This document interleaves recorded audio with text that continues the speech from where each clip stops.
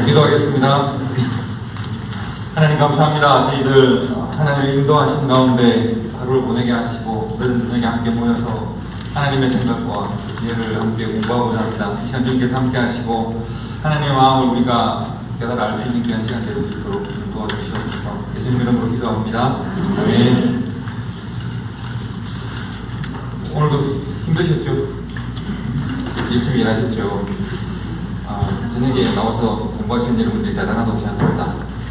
오늘은 그 잠시 소개를 드리면, 여러분 아마 사람의 기질이나 성품을 조사하는 다양한 방법들이 있고, 또 나름대로 그것들 다 다양성을 가지고 있습니다. 왜냐하면 그것은 통계에 근거한 것이니까 당연히 사람의 기질, 성품 이런 것을 조사하고 그것을 통해서 우리 자신을 객관적으로 보려고 하는 노력들은 대부분 좋습니다.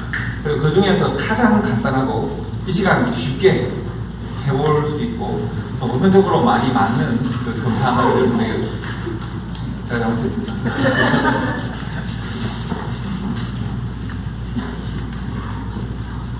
가장 간단한 한 가지를 소개를 드리려고 하는데 이게 DISC 검사라고 하는 건데 이것은 한 10분, 15분이면 충분히 검사할 수 있고 또 보편적으로 우리에게 좀 잘 적용할 수 있는 아주 간단한 검사입니다.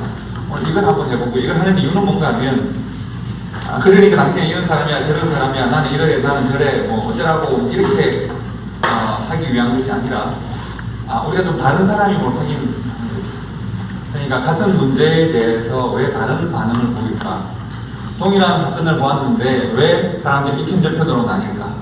혹은 동일한 사건을 보았는데 해석하는 것이 다르고 반응하는 것이 왜 다를까? 그런 것들을 조금 이해하는 측면으로 보려고 하는 것이고요. 이제 각 사람이 가지고 있는 기질에 따라서 문제에 대한 반응도 다르고 해석하는 방식도 다르고 또 접근하는 방식도 다릅니다.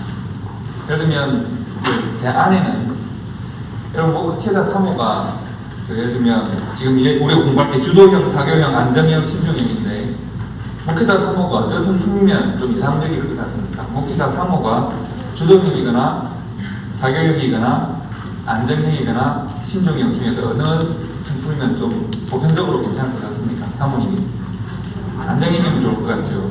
그래서 아내는 안정형이란 말이죠. 목회자들이 어느 형이 좀 많을 것 같습니까? 목회자들은 주도형이 좀 많으신 편입니다. 한 40% 이상 주도형들이십니다. 물론 목회자도 안정형도 있고 신중형도 있으십니다. 저 같은 경우는 아주 티피컬한 주도형이고요. 제 아내는 아주 티피컬한 안정형입니다. 그러면 우리가 문제를 만날 때 어떻게 반응할까요? 전혀 다르게 우리는 반응합니다. 예를 들면 운전을 할 때 하이웨이에서 저는 천하무적으로 들읍니다. 그래서 이렇게 근데 제가 제일 싫어하는 것은 제 아내가 옆에서 운전을 천천히 하라고 잔소리하는 걸 제가 제일 싫어합니다. 제가 그래서 제 아내에게 운전을 맡길 때가 있습니다. 그럼 어떻게 될까요? 제가 잔소리를 막 빨리 좀 가지고 잔소리를 막 하게 됩니다. 그것은 단순하게 운전이라고 하는 상황 속에서 우리가 각각 다르게 반응하는 것이죠. 누가 옳고 누가 틀릴까요? 굳이 누가 옳고 틀린 것이 없습니다. 각각 기질대로 어떤 상황에서 반응할 뿐입니다. 그런데 우리는 대부분 다 이제 우리의 차이를 잘 이해하지 못하면 감정적으로 반응하게 되고 다투게 되고 옳고 그름으로 차이를 옳고 그름으로 가져가기 쉬우니까요. 오늘 그런 부분들을 좀 공부해 보려고 합니다. 그래서 교재 6페이지에 보시면 어떤 식으로 조사하는지를 간단하게 말씀드릴 테니까 볼펜을 딱 들고 따라해 보십시오. 볼펜을 들고요. 자 보십시오. 24개의 문항이 있는데 옆으로만 보시는 겁니다. 그래서 1번 보시면 1번에 A가 뭡니까? B는 C는 D는 고3들 잘 따라오시죠? 예, 그래서 그 4개 중에서 그 4개 중에서 아주 나를 잘 표현하는 말이 있을 수도 있고 하나도 없을 수도 있습니다만 그러나 4개 중에서 무조건 하나를 고르셔야 합니다. 무슨 얘기인지 아시겠습니까? 4개 중에서만 고르시는 겁니다. 예를 들면 나는 절제하는 이 나는 나를 표현할 때 어울리는 것 같아. 혹은 이 말이 나에게 편해. 이런 거 한 단어를 고르시는 겁니다. 둘 중에 고민되는 거 있으면 무조건 하나입니다. 아무것도 없어도 하나를 고르셔야 됩니다. 2번 보실까요? 개척하는 정확한 흥미진진한 만족스러움 중에 하나를 골라보십시오. 아무거나 그냥 내가 제일 나를 표현한다고 생각하는 내가 별 편한 거 하나를 고르십시오. 세 번째 A는 뭐죠? 기꺼이 솔선수범하는 이런 뜻입니다. 두 번째는 활기 있는, 세 번째는 담대한, 대담한, 네 번째는 정교정밀한 일. 이 중에서 한 가지만 고르시면 됩니다. 그렇게 24번까지 쭉 한번 동그라미를 해보시면 되겠습니다. 팁을 하나 드리면 이 부부끼리 상대방을 생각하는, 내가 나를 생각하는 걸 다 동그라미 하셨잖아요. 내 남편하고 아내한테 내가 어떻게 비추고 있는지를 한번 해보십시오. 다르게 나옵니다. 왜냐하면 나는 원래 이런 기질인데 이 사람을 대할 때는 좀 다르게 내가 표현될 수 있어요. 그러니까 기질이 절대적이 아니라는 걸 말씀드리거든요. 서로 상대적입니다. 그러니까 나는 원래는 굉장히 주도적인 사람인데 예를 들면 내 아내가 더 주도적이면 나는 안정이 균형이 맞춰집니다. 그럼 그런 식이 되죠. 그래서 내가 굉장히 사교적이고 말이 많은 사람인데 내 남편이 워낙 신중형이어서 말이 없습니다. 한 10년 내가 떠들다가 지쳐가지고 나도 신중형이 될 수도 있습니다. 내 남편에 대해서 말이에요. 그래서 그런 어떤 기질은 절대적이 아닙니다. 그렇기 때문에 지금 여러분들이 자신이 생각하는 자신을 한번 해보시고요. 나중에 서로가 나머지를 바꿔서 각자를 한번 해보십시오. 그러면 내가 이 사람을 어떻게 대하는지를 좀 알 수 있습니다. 자, 그러면 다 됐나요? 그럼 답을 이제 맞출 겁니다. 실은 답은 아니고 어떤 기준이 보려고 하는데요. 예를 들면 제가 A 절제하는 동그라미를 쳤다고 했어요. 1번에. 오른편에 답안지를 보십시오. 그것이 어디에 있습니까? 세 번째에 있죠. 오른쪽에 7페이지를 보십시오. 보면 ABCD 사료로 되어 있는 것이 아니라 B, D, A, C로 되어 있죠. 내가 만약에 왼쪽에 A를 동그라미를 쳤으면 오른쪽에도 A의 동그라미를 치시기 바랍니다. 무슨 말인지 아시겠습니까? B에 만약에 이번에 내가 C, 그러니까 흥미진진한이라는 C의 동그라미를 쳤습니다. 그러면 오른쪽 답을 체크할 때는 흥미진진한이 B의 두 번째에 있죠. C 두 번째에 있죠. 이렇게. 그러니까 ABCD가 차례도 데이터가 아니기 때문에 내가 기록한 A, B, C, D 차례를 따라서 오른쪽으로 기록을 따라하시면 됩니다. 다 하셨나요? 다시 해보셨어요? 자, 그러면 자리를 바꿔 앉을 겁니다. 자기가 이 D 쪽에 제일 많이 나오신 분, 손 한번 들어요. D. D는 여기 앉으십니다. D는 여기 앉으십니다. 아직 보이지 마시고. I에 제일 많이 나오신 분, I. 아니, 근데 거기 비슷하네. 동생 보셨어요?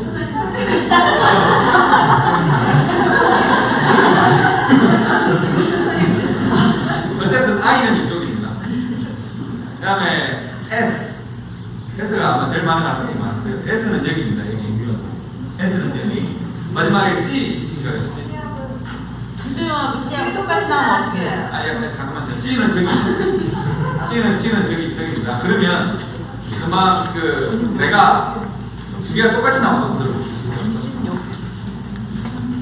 원하시는 쪽으로 가셔도 괜찮습니다. 괜찮은데 고사님 모르겠는데 이게 주도형과 신중형이 같이 나와요. 예, 신중한 주도형. 여기 이 타임 그렇습니까? 뭐가 같이 나오죠? 자기 뭐가 같이 나왔어? S하고 C 같이 나오고 지사님 죄송한데 주도형으로 와주시고요. 신중형으로 좀 가주세요. 숫자를 맞추려고 합니다. 자, 그러면 지금 자리를 옮길까요? 영상을 하나 볼 텐데요. 앞으로 보십시오. 영상을 하나 보시고 이 가정이 어떻게 문제를 해결할지를 한번 가정이 한 가정을 볼 텐데 이 가정을 어떻게 하면 좋을까? 이 가정의 해법은 뭔가? 이 가정에 남편을 잡아야 될까? 아내를 잡아야 될까? 어떻게 하면 이 가정이 조금 괜찮아질까? 이런 것들인데 이미 상담을 한 가정이기 때문에 나름 솔루션도 보여줍니다. 근데 여기서 이 가정은 기질의 차이가 분명하게 드러나는 가정이기 때문에 기질의 문제를 보려고 하는 겁니다. 자, 보시겠습니다. 재밌게 보십시오. 남자 앞에서 당당하고 그런 면이 좋아하세요. 저는 좀 소극적이라 그런 면이 좀 끌려가지고. 제가 하자는 연애할 때는 하자고 뭐를 제안을 하면 그거에 대해서 잘 들어주고 수긍해주던 편이었거든요. 꿈 같은 연애는 결혼에 대한 높은 기대감을 갖게 합니다. 김재원, 조미애 부부도 그런 설렘으로 가정을 꾸렸죠. 그런데 아이들이 생기고 부부는 점점 멀어지고 있습니다. 제가 가장 모든 다 그것도 먹어요. 둘째랑 아내는 안 놀아요. 얘를 맨날 못 달래가지고 나한테 자기가 그렇게 세뇌시켰잖아. 아빠 남편이다. 항상 편하게 해줘야 되는데 편하게 해주는 게 없잖아. 나 지금 저기 싫어.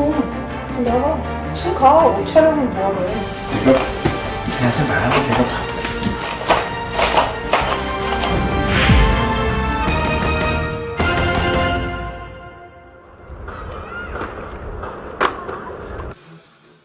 아이 문제로 늘 갈등한다는 부부의 집. 퇴근하는 아빠를 아이들이 반깁니다. 안녕하세요. 하지만 아내는 반응이 없습니다. 그리고 남편도 아내가 보이지 않는 듯 행동합니다. 작은 밤, 남편은 식사도 미룬 채 둘째인 딸과 있습니다. 엄마랑 있을 때는 엄마한테 가는데 퇴근하고 와서 딱 오면은 애가 저한테만 와요. 엄마한테는 안 가고. 같은 시간, 아내는 첫째 아들과 거실에 있습니다. 둘째 울면은 아무렇지도 않은데 둘째는 어차피 자기가 보니까 첫째가 좀 울면 내 신경이 날카로워진다 그럴까? 저녁 내내 남편은 딸과 함께, 아내는 아들과 함께 편을 가른 듯 그렇게 따로 떨어져 있습니다. 해줄게. 부부는 각자의 공간에서 각자의 아이를 낀 채 생활하는 게 익숙해 보입니다. 대화 몇 마디 하면은 너랑 대화가 안 된다고 말을 먼저 안 해요. 저도 그렇게 얘기하고 싶지도 않고. 아빠. 응? 그러면 있어도 좀 불편하잖아. 이게 그래도 이렇게 따로 있는 거예요. 저쪽은 와이프가 TV 보면서 있는 큰애랑 있는 거고, 우리는 아까 장난감 방 아니면 여기서 이렇게 있는 거고. 엄마한테 갈 거야? 응. 엄마한테 가 그러면. 엄마한테 가? 아니야, 안 돼. 할 수 있어. 괜찮아. 아니야. 아빠와 여동생이 밖으로 나서려 하자 너희는 나가지 마. 아니 왜? 너희는 여기 있어. 왜? 첫째 아이가 경계심을 드러냅니다. 오지 마. 아무가 어떤 일로 왜 와? 촬영 때문에 뭐하러 와? 오지도 않잖아 솔직히. 가 니네 구석으로. 가는 것도 좋아하잖아. 왜 촬영 때문에 오냐고. 원래 안 오잖아. 뭐하러 와? 그치? 딸 바보 남편에 대한 아내의 서운함과 여동생을 챙기는 아빠에 대한 아들의 소외감이 더해져 가족 내 편가르기가 심해지고 있습니다. 그래 알았어. 다음 날 다시 찾은 부부의 집. 너 오늘 끝내 물어봐.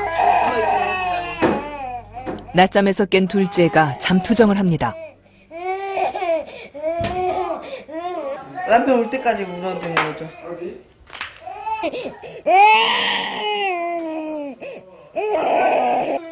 엄마보단 아빠를 더 따르는 둘째.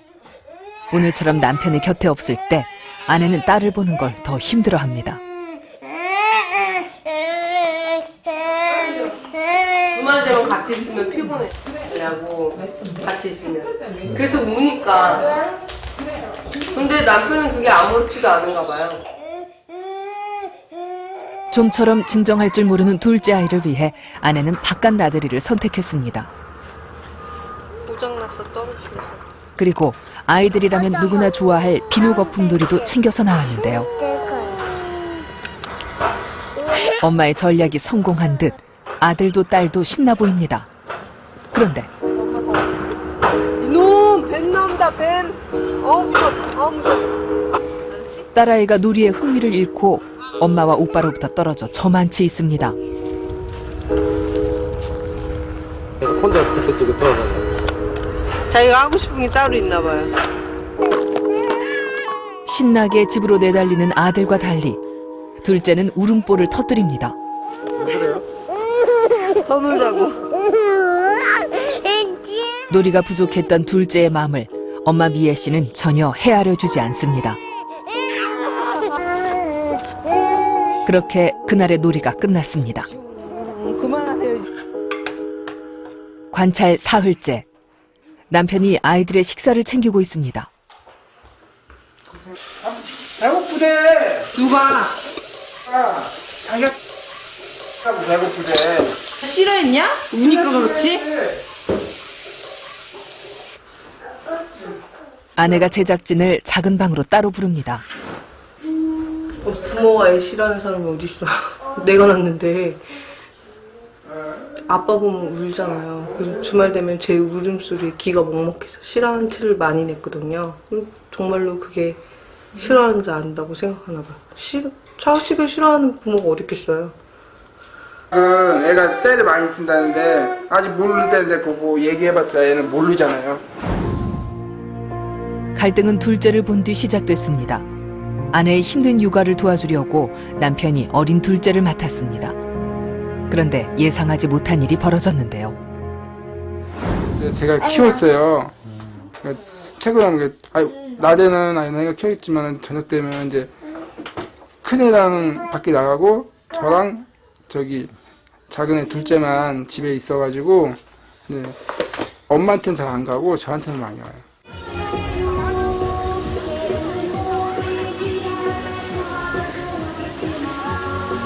휴일, 가족 나들이를 따라가 봤습니다.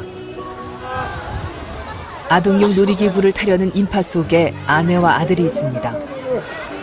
뿔이 난 듯 뾰로통한 첫째가 보고 있는 건 신이 난 아빠와 여동생입니다. 뭐야? 캥거루. 나 네 가족이 함께 다니나 싶었는데 어느새 엄마는 아들과 짝을 이뤄 아빠는 딸과 짝을 이루어 각자 다니고 있었습니다.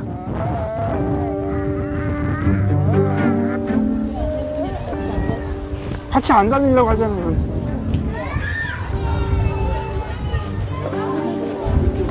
예, 알았어요. 끼니 때가 돼서야 남편을 찾는 아내. 여보세요? 어딨냐고, 나 코끼리 앞에 있어. 코끼리 어디 있는데? 아, 진짜. 아까 갔던 코끼리. 여기 있잖아. 어디? 찾아보지도 않고 뭐야, 맨날. 아, 지금 찾고 있어. 어딘데? 코끼리 앞으로 갈게. 남편이 열받았어. 남편이 화났을까 걸음을 재촉하던 아내는 남편의 농석긴 말투에 약이 올라 부하가 침입니다. 또 어느 일로 나타났어 또? 근데 자기 혼자 온 거잖아. 그러면 뭐하러 오냐고. 내가 내 통화해서 전화했잖아. 아니, 전화해야 돼. 그리고 욕을 해. 한 바퀴 돌면 이자 계속. 아, 어디로 돌라는지 똑바로 얘기해주지도 않고 계속 돌래 나한테. 따라오라고. 아내의 감정이 격해집니다. 네가 아는 거지. 네가 날 기다려줘야지. 빨리. 내가 맨날 널 어떻게 따라다녀? 너 정지 몰라? 네 머릿속은 앞으로 가는 것밖에 없냐? 걷잡을 수 없이 높아진 아내의 목소리에 남편은 입을 닫습니다. 그리고 또 가족은 분리됩니다.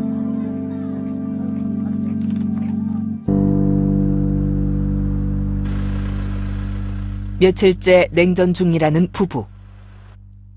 남편 표정이 어둡습니다. 가끔씩 후회돼요. 왜 들어왔을까? 왜 들어왔을까? 왜요? 좀 늦게 들어올 걸. 애들 잘 때 들어올 걸. 그래서 싸움을 안 하는데. 냉전 중인 부모 사이를 아이들도 안아봅니다. 평소와 달리 인기척에 아이들도 반응이 없습니다. 보내고 싶어서?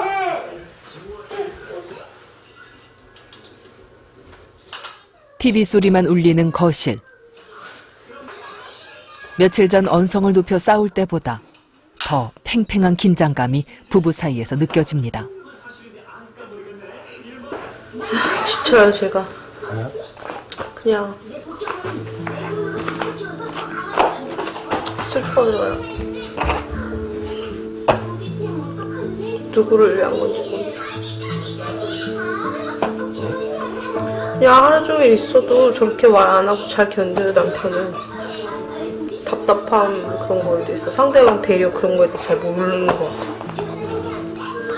나는 머릿속에 여러 가지 생각이 겹치는데 애들을 위한 프로그램 찍는 것도 아닌데 내가 말 걸지 않은 말도 안 해.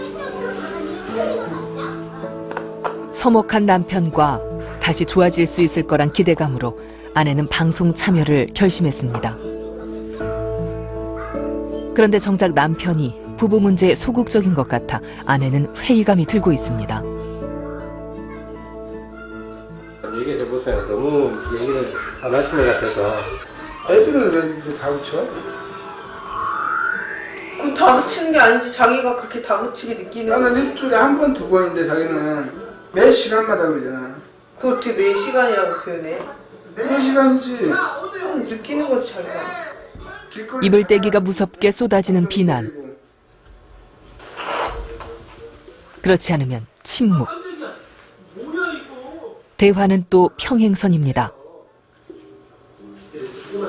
못하겠다. 오늘 너무 기분이 안 나. 계속 우울하다는 생각이 들어. 애들도 옆에 있고. 네 이제 떨어졌나 우리 이제? 이거 뺑. 본물이 터진 듯 비난을 쏟아내는 이 남자가 6년 전 사랑을 맹세했던 그 남자가 맞는 걸까요? 누가 그렇게 만들었는데? 그게 울 일도 아니야. 그거 너무 지금 운다고 난 그거 우는 거라고 느껴지지도 않아. 맨날 매번 그런 식이야. 매번 그런 식이니까 이제는 눈물 짓는 아내에게 남편이 이렇게까지 가혹하게 하는 이유는 뭘까요? 난 이제 아침에 일어나가지고 당신 밥을 차려줄 거야. 그러면도 딱 하루 그리고 다 잊어버려요. 그 전 거는. 그리고 다시 원래대로 돌아가요. 우는 것, 눈물 흘리는 것도 되게 많이 그런 배신감을 많이 느꼈어요. 아, 진짜 내가 잘못했구나 그런 생각이 아니라 또 악어의 눈물 흘리네, 거짓말을 하네, 그런 느낌밖에 저는 와닿지 않아요. 남편분도 그러면 아내에 대해서 실망을 한 부분이 많네요. 많죠. 대화할 때마다 매번 겉도는 부부를 위해 조금 특별한 시간을 마련했습니다. 다녀오셨다고 들었는데 이렇게 지금 이렇게 나누어져 있는 이런 모습이 됐어요. 우리가 조금 좋았던 시절에 머무를게요. 그 가져온 사진을 보면서 좀 얘기를 할게요. 아내가 아주 활짝 웃고 있네요. 예. 아내 좀 저때 굉장히 행복해 보이는데 어떠세요? 첫째 낳았을 때만 해도 좋았어. 놀러 갔을 때. 유치원 부모하고 같이 가는 야유였는데 딴 부모들이 저 부부는 참 자상해 보인다라는 말을 들은 것 같아요. 반지 주면서 불꽃놀이를 해줬어요. 남편이 잊고 있었지만 세상이 샘낼 만큼 행복하고 서로에게 떨렸던 순간이 많았네요. 미소가 지어지시네요. 무슨 생각하고 계세요? 그때는 금방 풀어지고 금방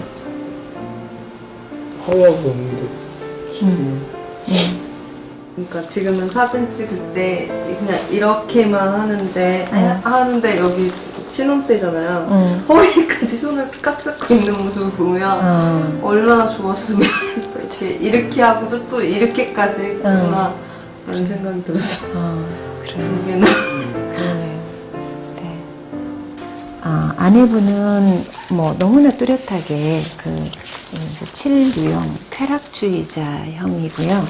남편분은 완벽주의자의 성격을 갖고 계세요. 부부는 지난 시간 성격 검사를 받았습니다. 검사 결과 부부는 정반대의 성향과 행동 패턴을 갖고 있었습니다. 남편은 성격 구조 자체가 굉장히 섬세한 사람이에요. 나는 내가 말했어도 돌아서면 그냥 잊어버릴 수 있는 성격이에요. 남편은 그러지 않아요. 차곡차곡 쌓여요, 그게. 설명을 듣다 아내가 머쓱한 웃음을 짓습니다. 남편이 그때 가슴을 잡으면서 여기 내 마음에는 유리 조각이 막 있다고 표현을 했었거든요. 쟤 뭐라는 거지? 막 이해가 안 가고 무슨 유리 조각이 가슴에 왜 있어? 그러면서 혼자 있었는데 이제 성향 검사하고 그걸 비교해 보니까 남편이 그때 정말 가슴이 아팠구나. 내가 던진 말 한마디에 정말 쌓여서 기분이 나빴구나.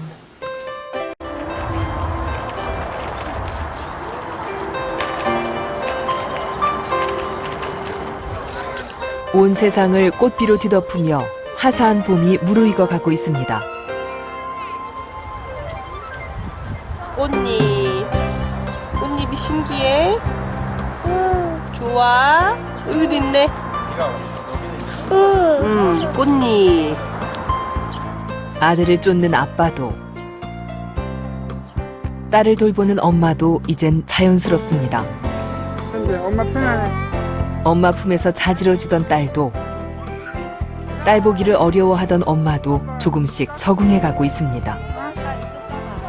꽃사츠. 엄마 좀 이따가 맛있는 거 사줄게. 해결 이 프로그램에서 상담을 통해 해결하는 과정은 조금 이따 보여드릴 텐데요.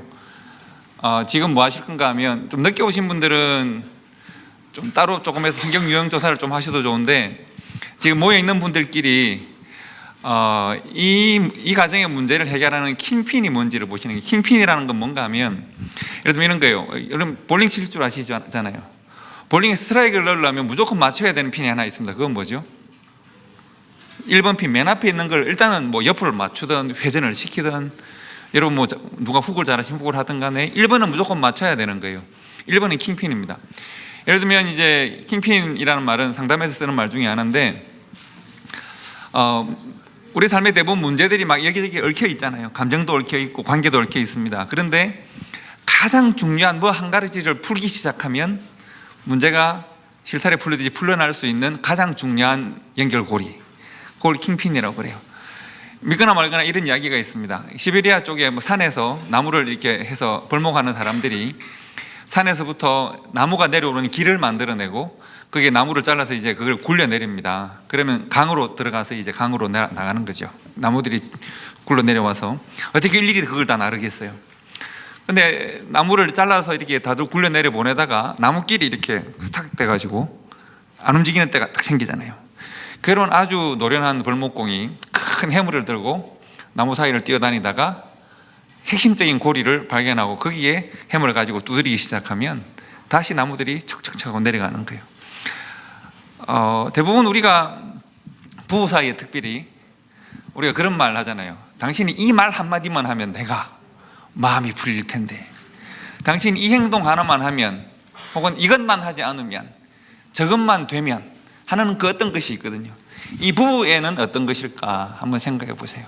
이 부부가 서로 갈등하는 원인을 한번 생각해 보시고 이 부부가 어떻게 하면 해결될 수 있을까, 킹핀은 무엇인지를 생각해 보세요. 그래서 각자 지금 모여 있는 분들끼리 한번 의논해 보시면 좋겠어요. 그리고 대표자 한 사람을 정해서 발표를 할 거예요.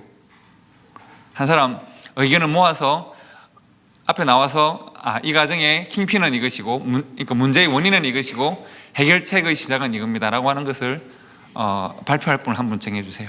토론 시간은 한 10분에서 15분 정도 드리겠습니다. 한번 지금 서로 의논을 해보시기 바랍니다. 재밌게 토론 잘 하셨습니까? 답이 나왔습니까? 답이 잘 안 나옵니까?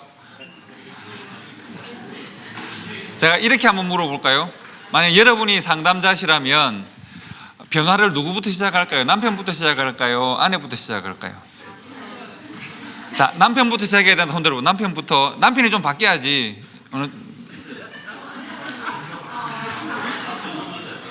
남편이 좀 바뀌어야지. 저거 남편이 저러면 안 되지. 이쪽이 누구세요? 와이프가 좀 바뀌어야지. 손 들어보세요. 예. 남편이 바뀐다면 남편이 뭐부터 바뀌어야 될까요? 남편이 비난을 멈춰야 돼요. 예.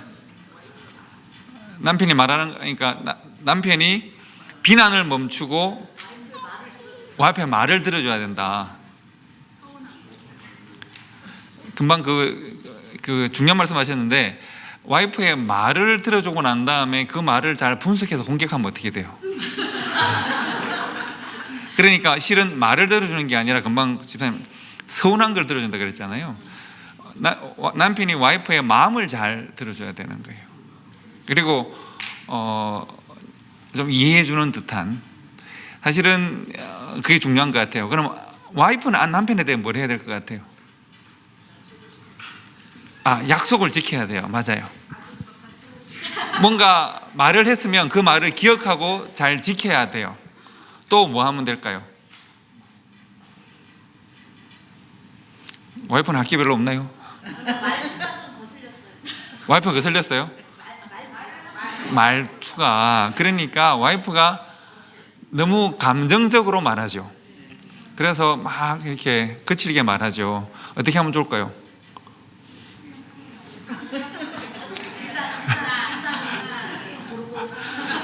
와이프가 조금 감성적인 것을 좀 낮추면 좋겠어요. 자기 감정을 드러내는 일을 좀 이렇게 한숨 쉬면 좋겠어요. 와이프는 왜 둘째를 잘 안 보려고 할까요? 힘드니까? 남편이 둘째를 더 좋아해. 질투하는 걸까요? 아빠의 분신? 빙고. 맞아요. 예, 그러니까요. 아빠니까. 이 엄마의 마음이 이해가 혹시 되시는 분? 엄마가 왜 첫째만 끼고 둘째를 자꾸 이렇게 할까요? 이해가 되시는 분 있으신가요?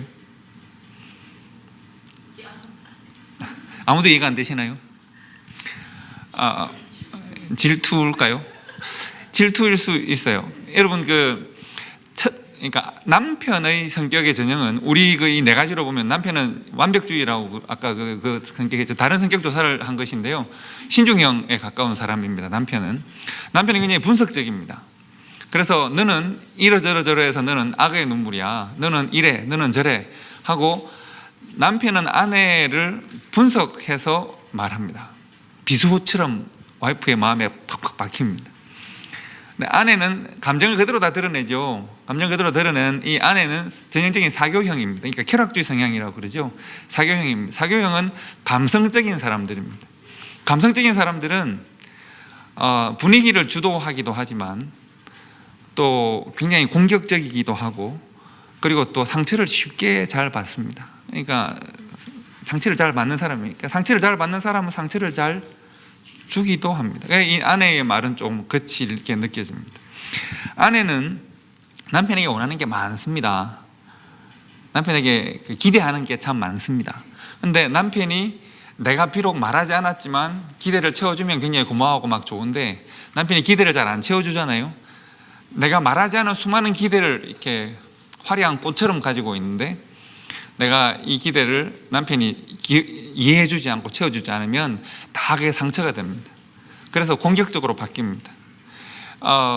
지금 이제 기지를 말씀을 조금 설명을 드리기 전에 여러분들 발표를 먼저 한번 들어봅시다. 그냥 여러분 이거는 어떻게 보면 즐겁게 하려고 하는 거니까 부담 가질 필요도 없고 잘할 필요도 없고 그냥 토론된 것을 정리해서 말씀해 주시면 됩니다. 각 팀당 한 2분 정도 시간을 드릴 테니까 차례대로 나와서 자기 팀에서 이런 얘기 있었습니다 라고 이야기를 해주시면 될 것 같습니다. 자, 어느 팀부터 이야기하실까요? 나오십니다. 박수로 환영하도록 하겠습니다. 안녕하세요. 김용근 주사입니다. 저희 주도형은 오자마자 생긴 대로 다 모였다고 다 얘기를 했는데 보시면 이렇게 생겼습니다. 미남들만 쫙 있습니다. 저희가 얘기했던 거는 원인에 대해서는 여러 많은 얘기가 나왔습니다. 뭐 대화 부족, 소통이 부족, 사내가 시원치 않네 이 말씀도 나왔어요. 또 어떤 분은 여자분이 복에 겨워서 저런 행동을 한다 이런 말도 나왔어요. 동감하시죠, 그죠? 예. 근데 이제 궁극적으로는 저희가 이제 나눠보니까 혹시 여자분이 나이가 더 많을 수도 있어요. 말을 그렇게 함부로 하는 이유 중에 우리가 나이가 안 나왔지만 그럴 수 있지만 아무튼 연애 그리고 6년 동안 한 6년 이상 사귀어가면서 서로를 알아보는 그러니까 사랑도 했고 연애도 했지만 서로를 알아보는 시간이 많이 부족했다. 이 남자가 어떤 남자이고 이 여자가 어떤 여자인지 그런 학습이 좀 부족했던 것 같아요. 그래서 그냥 단순히 감성적이거나 완벽주의에 따라서 나의 상대방, 나의 부인, 남편을 생각했고 그에 따른 표현을 했던 것 같아요. 그래서 저희는 이제 그 해결책으로는 여러 가지 뭐 아까 대화 부족, 소통 부족이면 대화를 하면 되고 소통을 하면 되겠지만 저희 주도형은 또 그렇지 않습니까? 해서 하루에 30분씩 서로 얘기 들어주기, 경청하기, 대꾸도 하지 말고 싫으면 가서 화를 내고 밖에 나가서 한 21일, 그죠? 적어도 3주를 해야지 습관이 되니까. 그리고 이제 한 2박 3일 동안 아이들은 부모님한테 맡기고 저 제주도로 여행 보내기, 예, 강제로 보내기 해서 서로 좋은 시간을 보내면서 셋째 생기면 해결책이 될 것 같아요. 그죠? 그죠? 하나, 둘인데 세 개 있으면, 셋째 있으면 이제 같이 봐야 되니까. 그래서 그런 방법으로 하면은 두 부부가 더 좋아지지 않을까 생각해 보았습니다. 이상입니다. 다음 팀 나가시죠.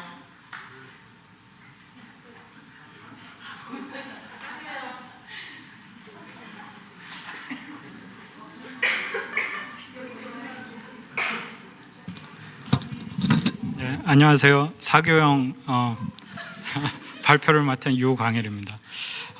저희는 저기 네 분, 저까지 네 분이신데 처음에 다들 말씀을 안 하시고 다들 경청을 하시려고 하셨습니다. 역시나 사교형으로 뽑히신 것 같이 남을 배려하려는 그 느낌이 강했고요. 근데 이제 좀 한 반 정도 기다리고 계시다가 이제 결론을 내야 될 것 같아서 얘기들을 조금씩 해주셨는데, 결론은 우선 다 초반에 목사님께서 말씀하셨듯이 서로가 이해를 하지 못했다. 왜 이해를 하지 못했냐? 서로 정반대의 성격을 가진 분들이다. 세신명 대비 대충대충. 그래서 그 갈등이 생겼고, 그 다음에 갈등에 대해서 그 킹핀이라고 이제 좀 설명을 드리자면, 검사를 통해서 그 다른 성격을 파악했고, 그 다음에 킹핀이라고 하면 서로 배려하면 되겠다. 서로 들어주고 배려하면 되겠다. 사교형 같이 그렇게 답이 나왔습니다. 예, 예, 끝입니다.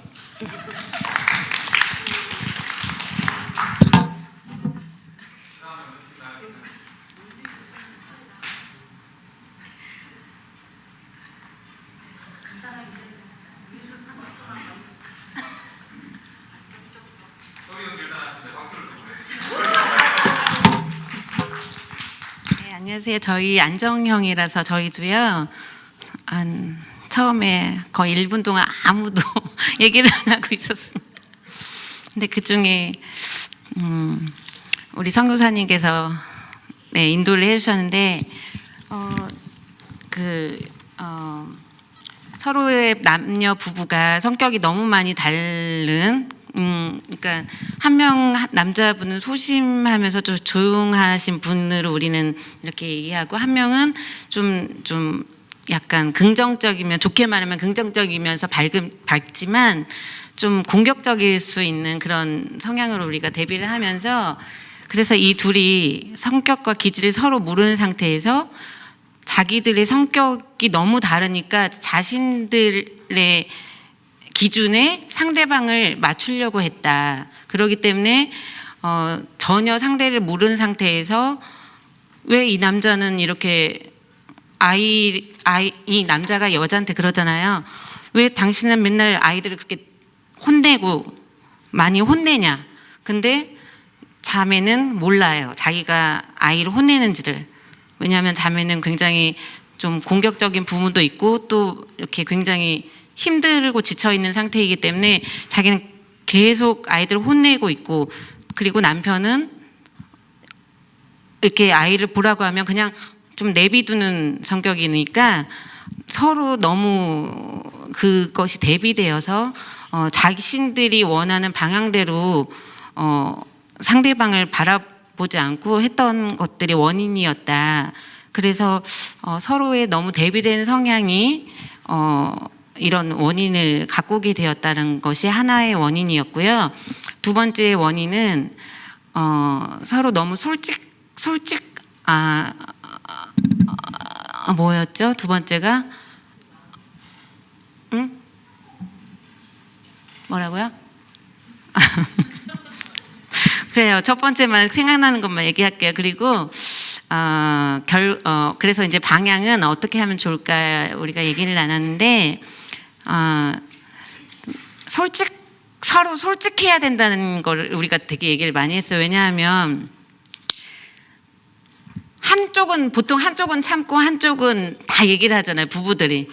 그러면 얘기하는 사람은 괜찮은데 참는 사람은 여기까지 이렇게 막 올라갔다가 그게 나중에 터지는 거죠. 그래서 처음부터 나는 이래서 솔직하게 얘기를 해야 되는데, 근데 여기서 이제 우리가 이제 의문을 제시한 건 솔직하게 얘기하다가 또 싸우게 된다는 거죠. 그래서 그러려면 어떻게 해야 되느냐 얘기를 하면서 사랑의 언어, 뭐 상대방이 얘기를 할 때 그랬구나 라면서 잘 들어주고 경청하면서 좀 이런 솔직함을 잘 들어줄 수 있는, 그리고 서로의 기질을 알고 원하는 사랑의 언어를 해주는 쪽으로 저희가 얘기를 나누었습니다. 안정형이라서 좀 끝까지 좀 안정적으로 하고 마쳤습니다. 우리 조는.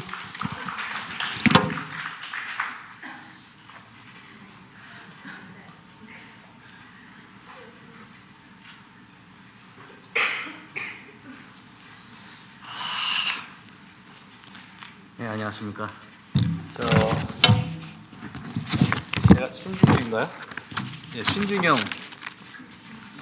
신준영. 제가 저기서 제일 높습니다. 15개가 나와서 나왔습니다. 그래서 저희는 뭐 좀 처음에 대화를 시작할 때 저는 이제 사회를 하느냐고 뭐 적기만 주로 했는데요. 이제 크게 말씀 나눠주신 거 중심으로 좀 약간 그 부분만 말씀드리면은, 기본적으로 첫 번째는 저희는 이제 아무래도 신중한 부분을 갖다가 계획에 좀 많이 치중을 하셨던 것 같아요. 그래서 왜 처음부터 둘을 낳냐 이런 부분이 좀 하나 낳고 거기서 멈췄어야 된다. 신중하지 못했다. 그 부분이 좀 있었고요. 그 다음에 둘을 낳았을 때 저 정도였으면은 하나를 빨리 낳았어야 된다. 왜냐하면 저희 이제 첫 번째 나왔던 얘기는 기본적으로 짝수는 안 된다.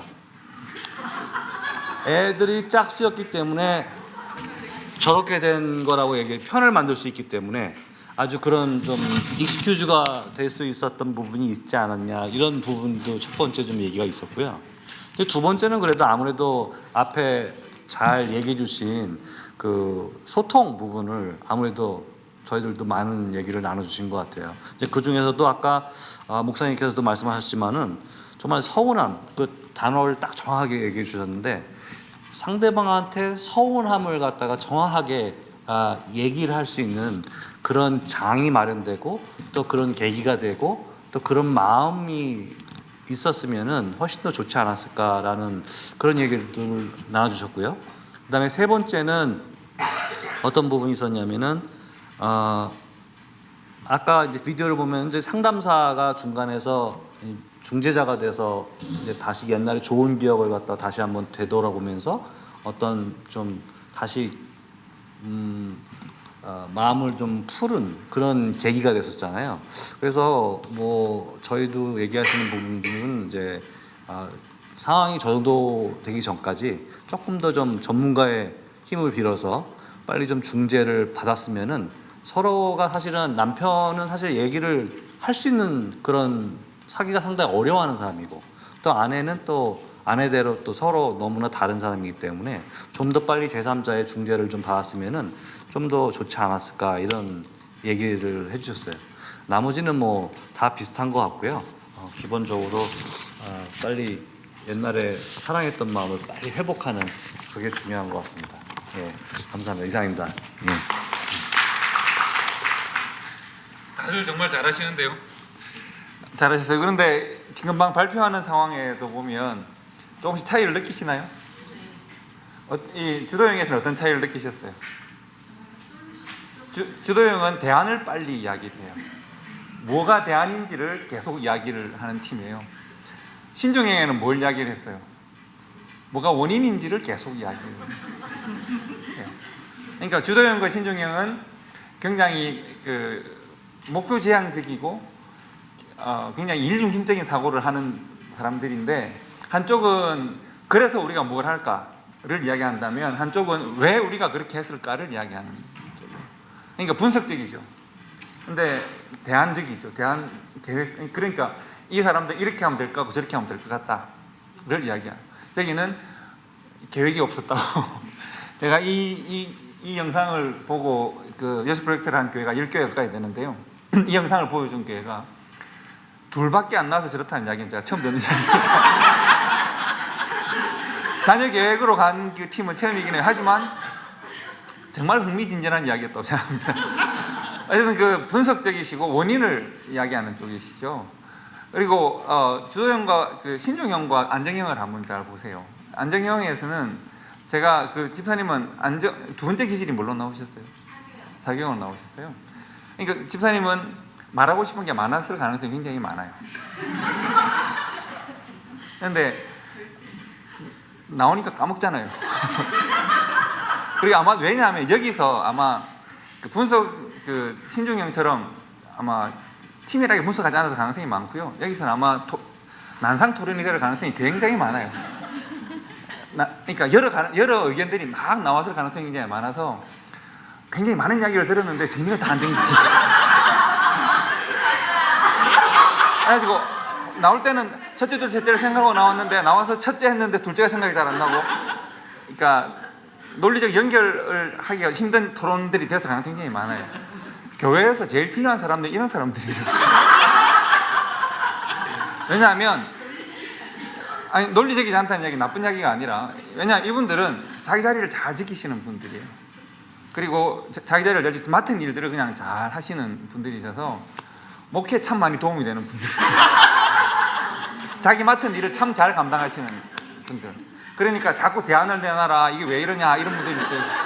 원인을 분석하고 이런 분들일 수 있는데 이분들은 잘 따라가시는 분들이세요. 괜찮아요. 사실은 제일 제가 팀 구성을 봤을 때 제일 걱정되는 팀은 저 팀이긴 해요. 목사님이 계셔서 아마 다른 분들이 하고 싶은 말을 못했을 가능성이 굉장히 많은 팀이긴 해요.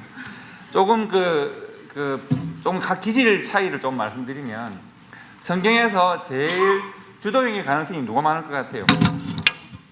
사도 바울이 실은 가장 주도형의 가능성이 많은 사람입니다. 사도 바울은 신중형의 가능성이 많은 사람입니다. 죄송합니다. 사도 바울은 주도형의 가능성이 많습니다. 왜냐하면 사도 바울은 왜 주도형인가 하면 사도 바울은 계속 교회를 개척하는 사람이죠. 그 다음에 무언가를 계속 개척하는 사람이고, 여러분 사도 바울에게 있어서 관계보다 더 중요한 것은 목적입니다. 그러니까 사도 바울은 때로는 바나바와 결별하기도 합니다. 바나바와 결별하기도 하는데 내가 해야 되는 과업이 더 중요한 사람일 수도 있습니다. 그러니까 늘 대안중심적일 수도 있습니다. 그러니까 주도형인 사람들은 도전이 계속 주어지고, 그리고 누군가가 간섭하고 이런 걸 되게 싫어하는 사람들입니다. 그래서 이 사람들에게는 계속 대안을 주고 일할 수 있는 일들을 주면 아주 좋습니다. 일을 잘 완수할 수 있습니다. 그런데 주도형은 좀 일을 하는 과정에서 다른 사람에게 좀 상처를 줄 수도 있습니다. 그래서 조금 이해하면 좋습니다. 그래서 주도형에 있어서 대표적인 단어가 있다면 컨트롤입니다. 주도형은 뭔가가 내가 결정하고 컨트롤하는 일들이 굉장히 중요한 사람들일 수 있습니다. 대안이 중요하고 계획이 중요하고 뭔가를 실현해 나가는 것이 굉장히 중요합니다. 도전하는 것 좋습니다. 그래서 새로운 과업들이 늘 주어지는 편입니다.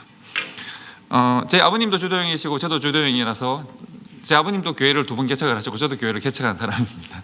그러니까 저는 교회 개척이 전혀 어렵지가 않았습니다.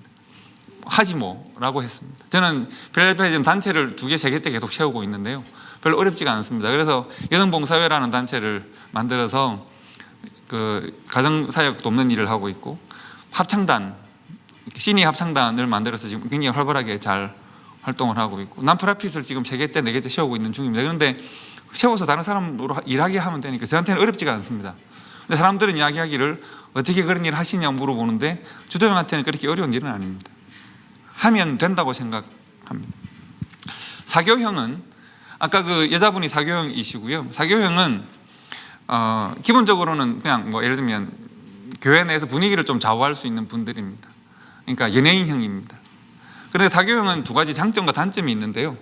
장점은 늘 신선하고 화기애애하고 조직들이 사람들이 다 같이 모여 있을 때 보면 갑자기 침묵이 싹 흐를 때가 있죠.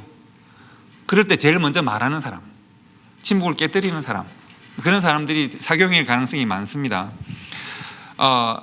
예를 들면 work together, 함께 일하는 것, 또 다른 사람들과 함께 일하면 지지를 받고 다른 사람들에게 박수 치는, 그러니까 사교형에게 제일 중요한 것은 박수일 수도 있습니다.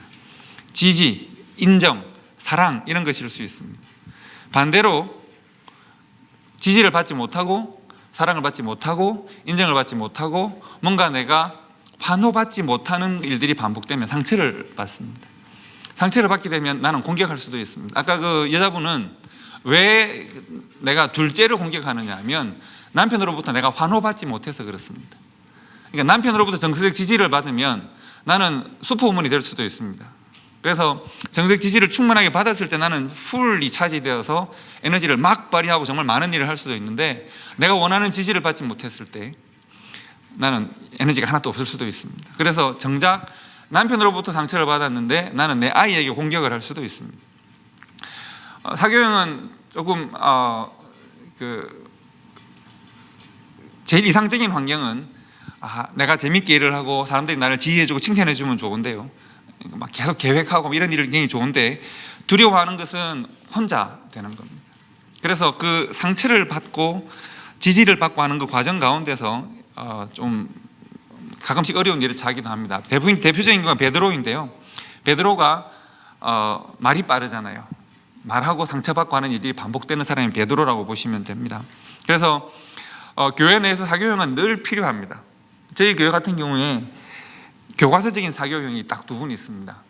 여자분 한 분, 남자 사람 두 분이 있는데, 우리 오 목사님이나 유 전사님이 저희 교회에 있을 때도 그분들이 활동을 하고 있었는데, 누군가 하면 스시 하시는 임 집사님입니다. 그 집사님은 우리 교회 모든 행사에 마이크를 다 잡는 사람이에요. 마이크를 잡으면 정말 일을 정말 잘하세요. 그런데 이분은 늘 저한테 찾아와서 목사님은 사랑이 없다고 말을 해요. 사랑을 더 달라는 이야기죠. 더 인정해 달라는 이야기죠. 그리고 항상 늘 갈급해하는 분이시고요. 남자분 중에서도 한 분 그런 분이 있습니다. 이분은 이제 목사님 왜 저 사람을 사랑해 주지 않습니까? 목사님 왜 저 사람을 인정해 주지 않습니까? 목사님 왜 저 사람을 세워주지 않습니까? 이런 말씀을 굉장히 많이 하세요. 그 말씀을 요약하면 나를 인정해주고 세워달라는 이야기예요. 그래서 그 인정과 사랑에 늘 관심 있는 분들이 사교형이시고요. 그런데 이분들은 굉장히 열정적입니다. 사교형의 가장 티피컬한 부분 열정인데요. 만약에 이 열정이 거절되면 차가울 수도 있습니다. 그래서 사교형과 잘 사귀시려면 칭찬해 주시고 박수 쳐 주시고, 나중에 이 영상을 남은 영상을 보여드리면 여러분들이 아마 느끼시는 게 있을 텐데, 이 여자분이 사교형이라고 그랬죠. 사교형을 설득하는 가장 좋은 방법 하나가 나중에 등장을 합니다. 한번 보시면 될 겁니다. 안정형은 말씀드린 대로 굉장히 충성된 사람들입니다. 그러니까 착하고 좋은 사람들입니다. 그래서 다른 사람들과 잘 어울릴 수 있고 다투기보다는 서로 잘 화합하는 쪽일 가능성이 많습니다. 그래서 평화롭게, 예를 들면 가장 좋은 사람들이 안정형들입니다. 그러나 주도적이지는 않습니다. 지켜보는 걸 좋아하고요. 대표적인 사람은 아브라함입니다. 아브라함이 다투는 걸, 심지어 자기 조카와도 다투는 걸 싫어하고 하나님의 뜻을 따른다, 그러니까 믿음, 신뢰, 신실 이쪽으로 좀 대표되어지는 사람들이라고 보시면 됩니다. 제가 요약을 해놨으니까 한번 읽어보시면 되고요. 때로는 안정형에게도 무서운 것이 있습니다. 안정형들은 오랫동안 자극에 대해서 계속 참고 또 참습니다. 이게 그냥 마치 상처 없는 것처럼 잘 있는데, 안정형이 딱 마음이 바뀌면 돌이킬 수가 없습니다. 안정형이 딱 돌이키면, 예를 들면 사교형은 돌이켰다가 또 돌이킬 수도 있습니다. 사교형은 그러니까 감성적인 분들이시기 때문에, 감성이 조금 앞서기 때문에. 그런데 안정형은 계속 내 속에 계속 묵종하는 쪽이기 때문에 계속 내 속에 상처가 쌓이고 아픔이 쌓이잖아요. 그래서 내가 한번 결정을 하면 안정형은 잘 돌이키지 않습니다. 그래서 너무 그렇게 되지 않도록 노력하셔야 하는데, 그렇게 하시려면 내 감정을 조금 드러내시는 것도 괜찮은 내 생각을 조금 드러내는 것도 굉장히 괜찮은 쪽입니다. 그래서 안정형을 남편 혹은 아내로 가지고 계신 분들은 이 사람 불만이 없어요 라고 생각하는 것은 오해입니다. 불만이 많은데 잘 참고 있는 것에 불구하고 그냥 케어하고 있는 것에 불구하고요. 그래서 때로는 그것을 드러내야 나중에 큰 일을 안 당하십니다. 그래서 그걸 드러낼 수 있도록 돕는 일은 좋은 일입니다. 신중형은 모세 같은 사람인데요. 여러분, 하나님께서 모세에게 어떤 일을 맡기시느냐 하면 나라를 건설하고 법 세우는 일을 맡기세요. 신중형은 계획하고 건설하는 일을 하는 사람들입니다. 그래서 전문가 형들입니다. 교회 내 아마 회계부서의 신중형이 많을 가능성이 많고요. 그리고 숫자 같은 거 다루시거나 뭐 이런 뭔가 전문적인 일을 하시는 분들이 신중형일 가능성이 많습니다. 세밀하기 때문에 신중형과 어떻게 보면 가장 잘 어울리는 배우자이면서 가장 힘든 배우자일 가능성이 많은 것은 그 사교형입니다. 신중형과 사교형이 만나면 아주 즐거운 가능성이 많습니다. 그래서 신중형과 사교형의 배우자가 저는 지금 제가 모르고 하는 이야기니까 모르고 하는 이야기가 공격이 아니라는 사실들을 기억하십시오. 신중형과 사교형이 만났습니다. 누가 이길까요?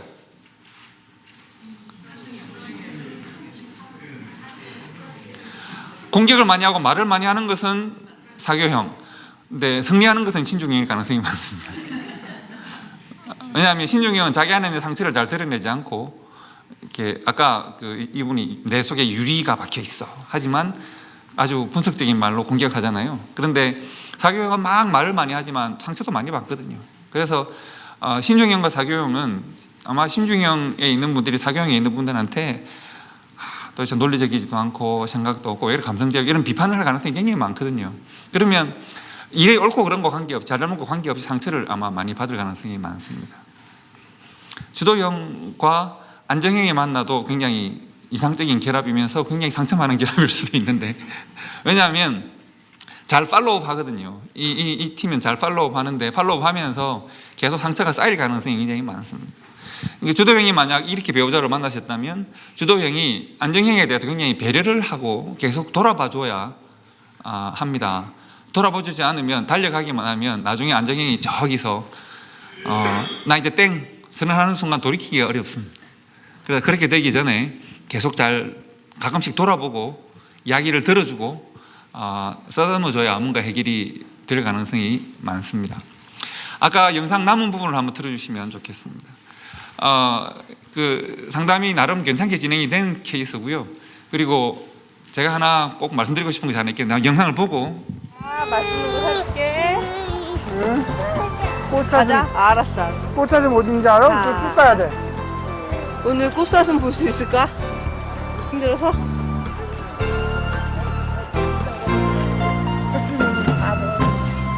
내 가족이 이렇게 평온하게 시간을 보낼 수 있으리라 상상조차 못했습니다. 오, 잘한다. 이렇게. 돌보기 힘들었던 딸을 이렇게 편안한 시선으로 바라보게 될 줄도 몰랐습니다. 부부가 스스로 이뤄낸 기적을 즐기고 있습니다.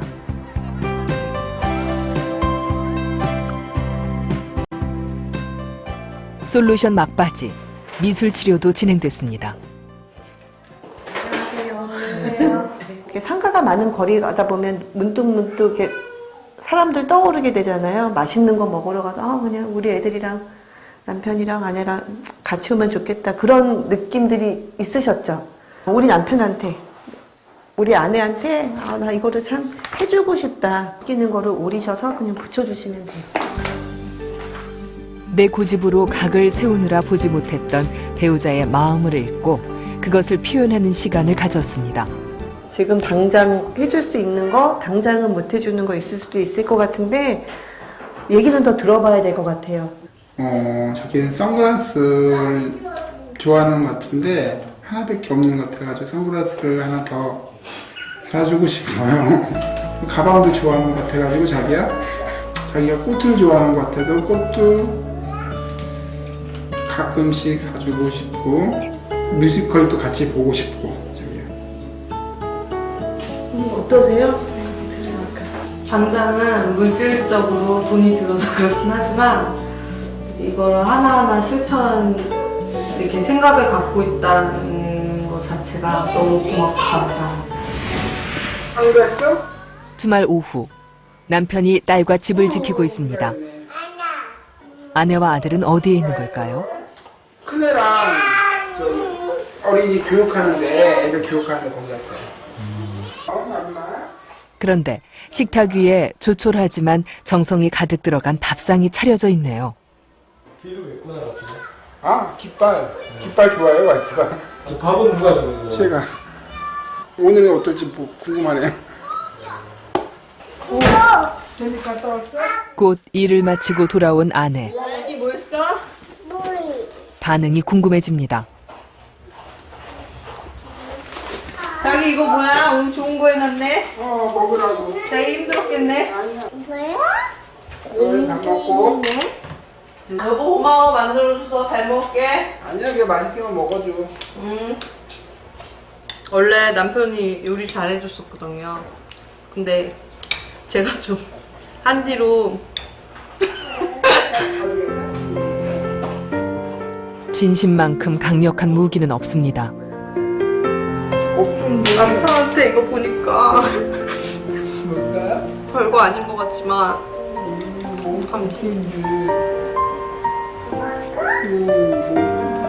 좋아서 웃는 거야. 좋아서. 키포인트를 뭐로 봤는지는 보이시죠? 키포인트는 남성이 여성을 조금 이해하고 여성의 감정을 좀 이해해주고 품어주는 쪽으로 포인트를 잡아간 거예요. 한번 좀 전에 이게 너무 재밌는 것은 상담자가 어떤 걸 했냐면 아내에게 해주고 싶은 것이 뭐냐를 했어요. 해주는 거예요, 아니면 해주고 싶은 거예요? 싶은 거. 그러니까 아내가 이거밖에 없으니까 이것도 해주고, 아내가 이렇게 이만큼 웃고, 목걸이가 없으면 이만큼 해주고, 이만큼 웃고, 행복해서 어쩔 줄 모르잖아요. 이해받은 것만으로도 좋아요.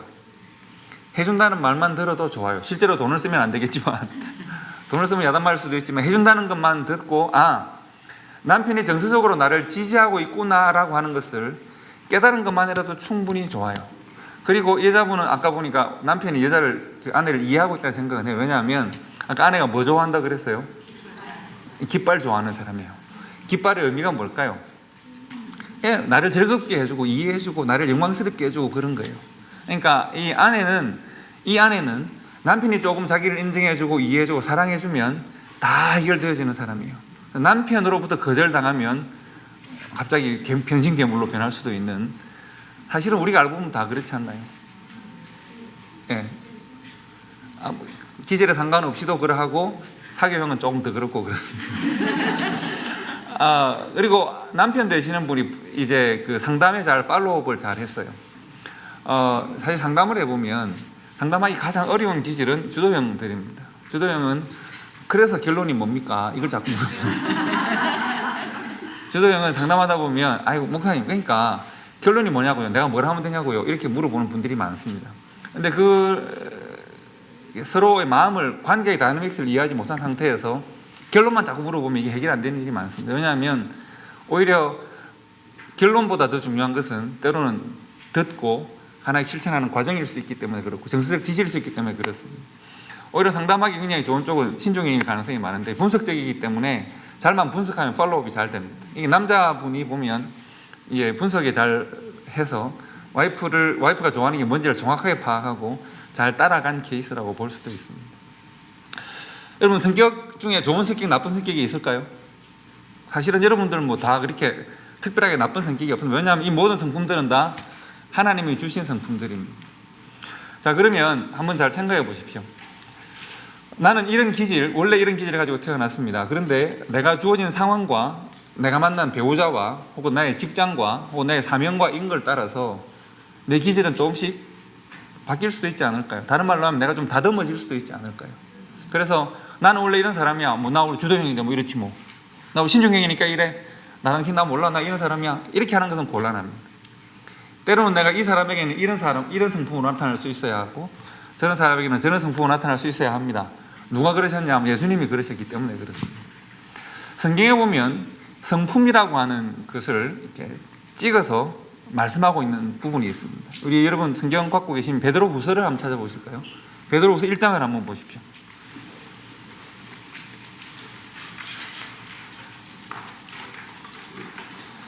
목사님 혹시 오늘은 몇 시까지 하죠? 9시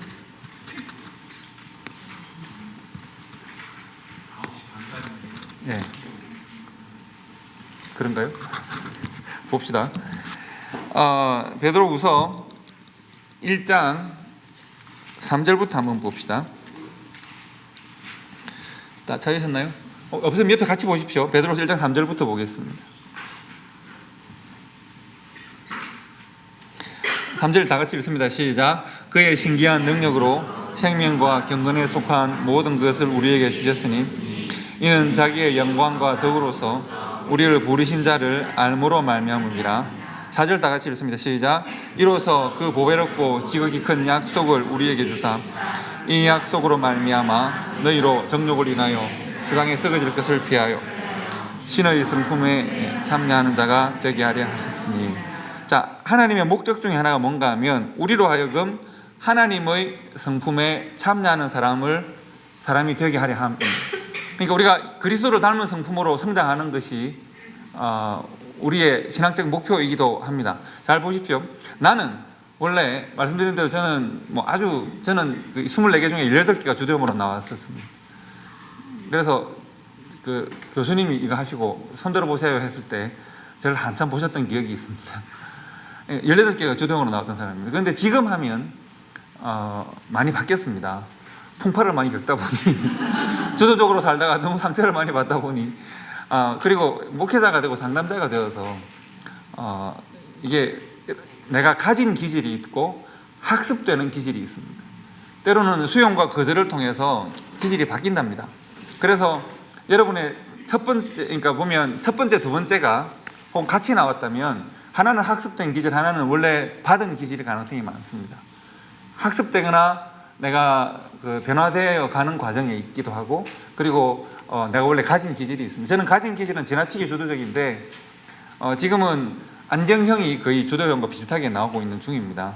그렇게 되지 않으면 목회가 가능하겠습니까? 그래서 저는 그렇게 되고 있는 중입니다. 그러니까 이런 과정을 통해서 우리가 나도 모르는 사이에 하나님의 성품을 조금씩 닮아가게 되는 것인데요. 성경이 말하는 신의 성품을 우리가 한번 잘 보시면 좋은데요. 잘 보십시오. 이 약속으로 말미암아 너희로 정욕으로 인하여 세상에 썩어질 것을 피하여 신의 성품에 참여하는 자가 되게 하려 하셨으니 5절에 보시면 이러므로 너희가 더욱 힘써 너희 믿음의 덕을 덕의 지식을 지식의 절제를 절제의 인내를 인내의 경건을 경건의 형제 우애를 형제 우애의 사랑을 공급하라고 했습니다.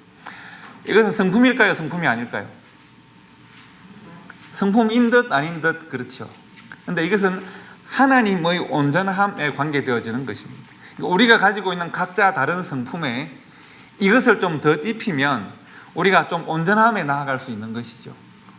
자, 그래서 그것이 뭔지를 한번, 이것이 어떻게 논리적으로 연결되는지를 한번 자세히 보시면 됩니다. 성경이 그냥 이걸 쓰지 않았습니다. 옛날 신학자들은 이것을 구원을 이루는 성화의 8가지 덕목이라고 이름 붙이기도 했습니다. 안 보셔도 저를 딱 보시면 여기 이마 이제 적힐 것이 이렇게 LED로 나올 거거든요. 그래서 다 외우실 수 있습니다.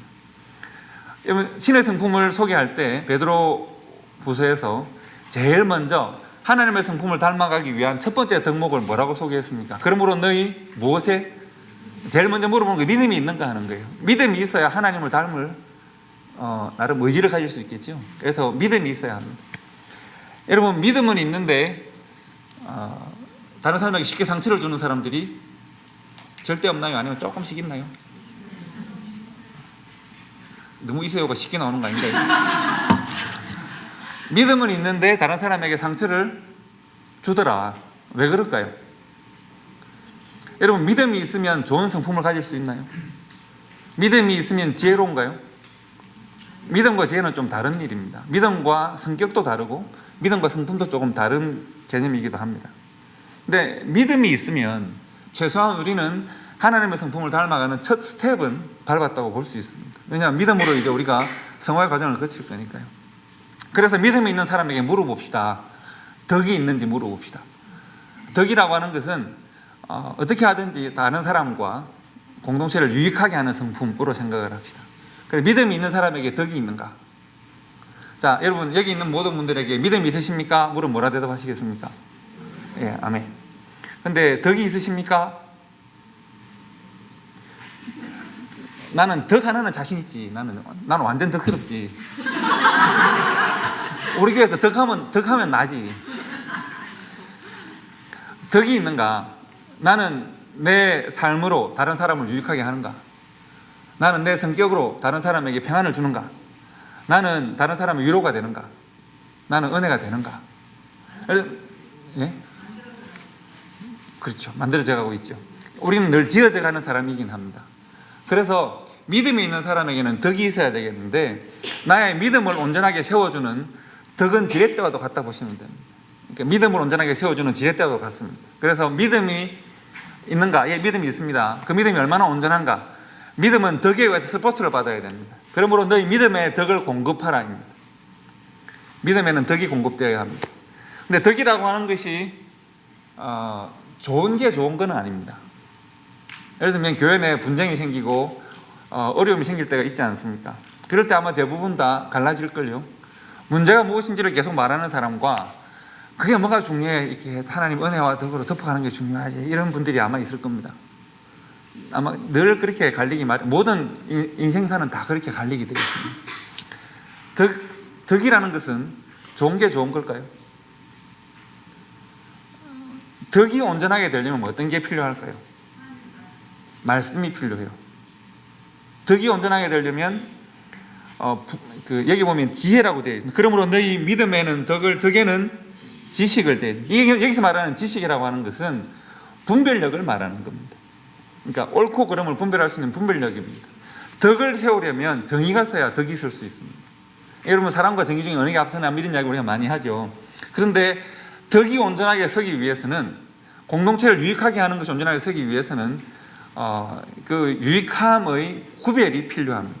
그래서 덕에는 지식이 필요한데 그 지식은 어떤 지식인가 하면 knowledge를 말하는 것이 아니라 distinguish 할 수 있는 굿과 evil을 distinguish 할 수 있는 분별력을 말하는 겁니다.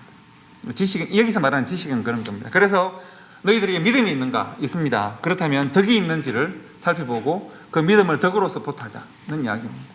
그런데 덕이 있습니까를 하려면, 덕이 온전히 세워지려면 뭐가 있어야 된다고요? 지식이. 그 지식의 내용은 뭐라고요? 분별력입니다. 분별력. 그런데 우리 신종영인 분들 분석 잘 하시잖아요. 근데 계속 다른 사람을 분석하고 또 분석하고 왜 그랬을까, 뭐 애를 더 낳아야지 계속 분석하고 하면 아마 다른 분석 받는 사람들은 아마 별로 안 좋을 겁니다. 그리고 사람들이 분석하다 보면 내가 다른 사람을 분석하는 일에 사실 적절하지 않은 사람일 수도 있습니다. 내가 뭐라고 또 분석을 해야 되겠습니까? 그래서 분석, 분별에는 뭔가 기준이 필요합니다. 그래서 분별력에는 지식에는 뭐가 필요하다고요? 절제가 필요합니다. 지금 우리는 하나님의 성품, 하나님의 온전케 하시는 성품, 우리에게 더딥혀져야 될 성품에 대해서 말을 하고 있습니다. 맨 처음에 우리가 봐야 되는 것은 믿음이라고 했고요. 믿음에는 뭐가 필요하다고요? 덕이 필요합니다. 덕은 유익하게 하는 것이라고 그랬습니다. 부드럽게 하는 것이라고 그랬습니다. 그런데 이 덕이, 덕이 만약에 이 지식이 없이, 분별력이 없이 덕만을 강조하다 보면 교회 질서가 사라집니다. 그러지 않을까요? 그래서 덕에는 지식이 필요하고요. 지나치게 분별하거나, 이 분별력이라고 하는 것은 굉장히 날카롭습니다. 날카로워서 지나치게 판단하고 분석하고 분별하면 아마 상처만 남을 가능성도 굉장히 많습니다. 그래서 뭐가 필요하다고요? 절제가 필요합니다. 절제는 사실 알고 보면 내가 하고 있는 생각, 판단, 즉 분별이 틀릴 수도 있다는 것을 이게 예상하는 겁니다. 예를 들면 우리가 그런 거 있잖아요. 아무리 생각해봐도 내 생각이 맞아요. 그런데 누군가가 다른 면에서 또 다른 정보를 주거나 또 다른 면에서 생각을 해보니 저 사람 생각도 맞네, 이럴 수도 있지 않나요? 각자 입장에 따라 다르게 볼 수도 있는 문제고요. 그래서 내가 알고 있는 이 제한된 정보와 지식으로 내가 분별할 때 잘못될 수도 있어요. 그래서 지식에는 절제가 필요합니다. 한국에 제가 알고 있는, 제가 함께 목회를 할 뻔했던 한 교회가 있습니다. 그 교회는 이제 한국에서 뭐 기원실 하신 이런 분들이 이제 세운 교회의 그야말로 한국 교회 개혁주의의 모델을 세워보겠다고 세운 교회입니다. 한 200~300명 모이는 교회인데요. 목회자가 한 2~3년을 버티지를 못합니다. 왜 그런지 아십니까? 분별력으로 넘쳐나서 그렇습니다. 이제 그 장로님도 그렇고 집사님들도 그렇고 굉장히 똑똑하신 분들이 박사분들이 많고 한데 한국 교회의 모든 문제를 다 이 교회에서 다 진단하고 신문에 성명서 발표하고 그러니까 성도들이 들어와서 성장하거나 함께 행복해지거나 하지를 않습니다. 교회가 분별은 많은데 즉 지식은 많은데 그 절제되지 않으니까 하나님의 은혜가 깃들 새가 없습니다. 그래서 저는 오히려 분별이 많은 교회보다는 은혜가 많은 교회가 더 좋다고 생각합니다. 분별력이 필요하지만 말이죠. 그래서 분별력은 즉 지식은 절제되어야 합니다. 혹시 여러분들 그냥 스스로 생각하기에 내가 좀 비판적이다라고 느끼신다면 나의 그 비판할 수 있는 능력은 하나님이 주신 굉장히 좋은 분별력입니다. 그건 너무나도 좋은 분별력이겠죠. 그러나 그것이 절제되지 않으면 나는 칼을 함부로 휘두르는 사람과 같습니다. 분별력은 칼과도 같기 때문에 그렇습니다. 칼은 우리에게 꼭 필요한 것이지만 잘못 쓰면 어떻게 되죠? 잘못 쓰면 따끔따끔합니다. 아프지 않습니까? 그래서 칼을 잘 쓰기 위해서는 절제되어야 한다. 기억하시면 좋겠습니다. 그래서 제일 처음에 뭐가 있어야 된다고요? 믿음에는 뭐가 있어야 된다고요? 덕에는 뭐가 있어야 된다고 그랬습니까? 지식은 뭐가 있어야 됩니까? 잘하시는데요. 여러분, 그런데 절제는 뭐가 있어야 될까요? 보통 우리가 절제하는 분들이 제일 잘 못하는 게 원래 인내입니다. 절제는 계속 돼야 됩니다. 그래야 되지 않을까요? 계속. 한 번 하고 마는 게 절제는 아니잖아요. 절제는 인내해야 합니다. 근데 내가 한번 절제했는데 도저히 내가 못 참겠다. 말씀대로 난 33번 이런 거 곤란하거든요. 그래서 절제는 계속 되어야 합니다. 내가 한번 그러니까 절제하는 것이 계속 되어지도록 절제의 인내를 공급해서 그것이 나의 성품이 되는 것은 참 힘들고 어려운 일입니다. 절제가 잘 안 되거든요. 그래서 절제에는 인내가 공급돼야 됩니다. 절제는 계속돼야 됩니다. 남자분들이 특히 잘 안 되는 일들이 많습니다. 제가 여기 미국을 건너오기 전에 저는 경남 진주에 한 교회를 섬겼는데요. 저한테 형님처럼 잘해주셨던 집사님 한 분 계십니다. 최 집사님이신데 일반적으로 최 씨가 성격이 급하다고 하는데 맞는지 모르겠습니다. 최 집사님은 이제 키가 제 가슴 정도 오시는 옆과 이렇게 비슷하신 분이셨어요. 근데 아주 성격이 급하시고 그런 분이셨는데 이분이 이제 제가 미국에서 공부를 하고 한 과정을 마치고 한국 돌아갔더니 그분이 교회 안 계신 거예요. 그래서 왜 안 계시나 해서 목사님한테 물어봤더니 삐져가지고 교회 안 온다는 거예요.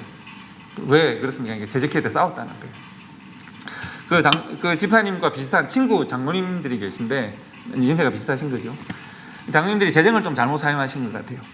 그래서 개인적으로 이제 집사님이 장로님들을 계속 나무란 거죠. 너 친구들이니까 너가 왜 너그 때문에 교회 재정이 많이 나무라는데 장로님들이 한두 번 듣다가 장로님들도 화가 나시잖아요.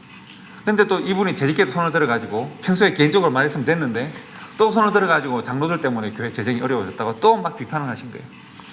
그러니까 이제 장로님들이 그중에 박장로님이라는 분이 화가 나셔가지고 니 앉아라. 그만 이야기했으면 되지 또 이야기하냐고 또 나무라신 거죠.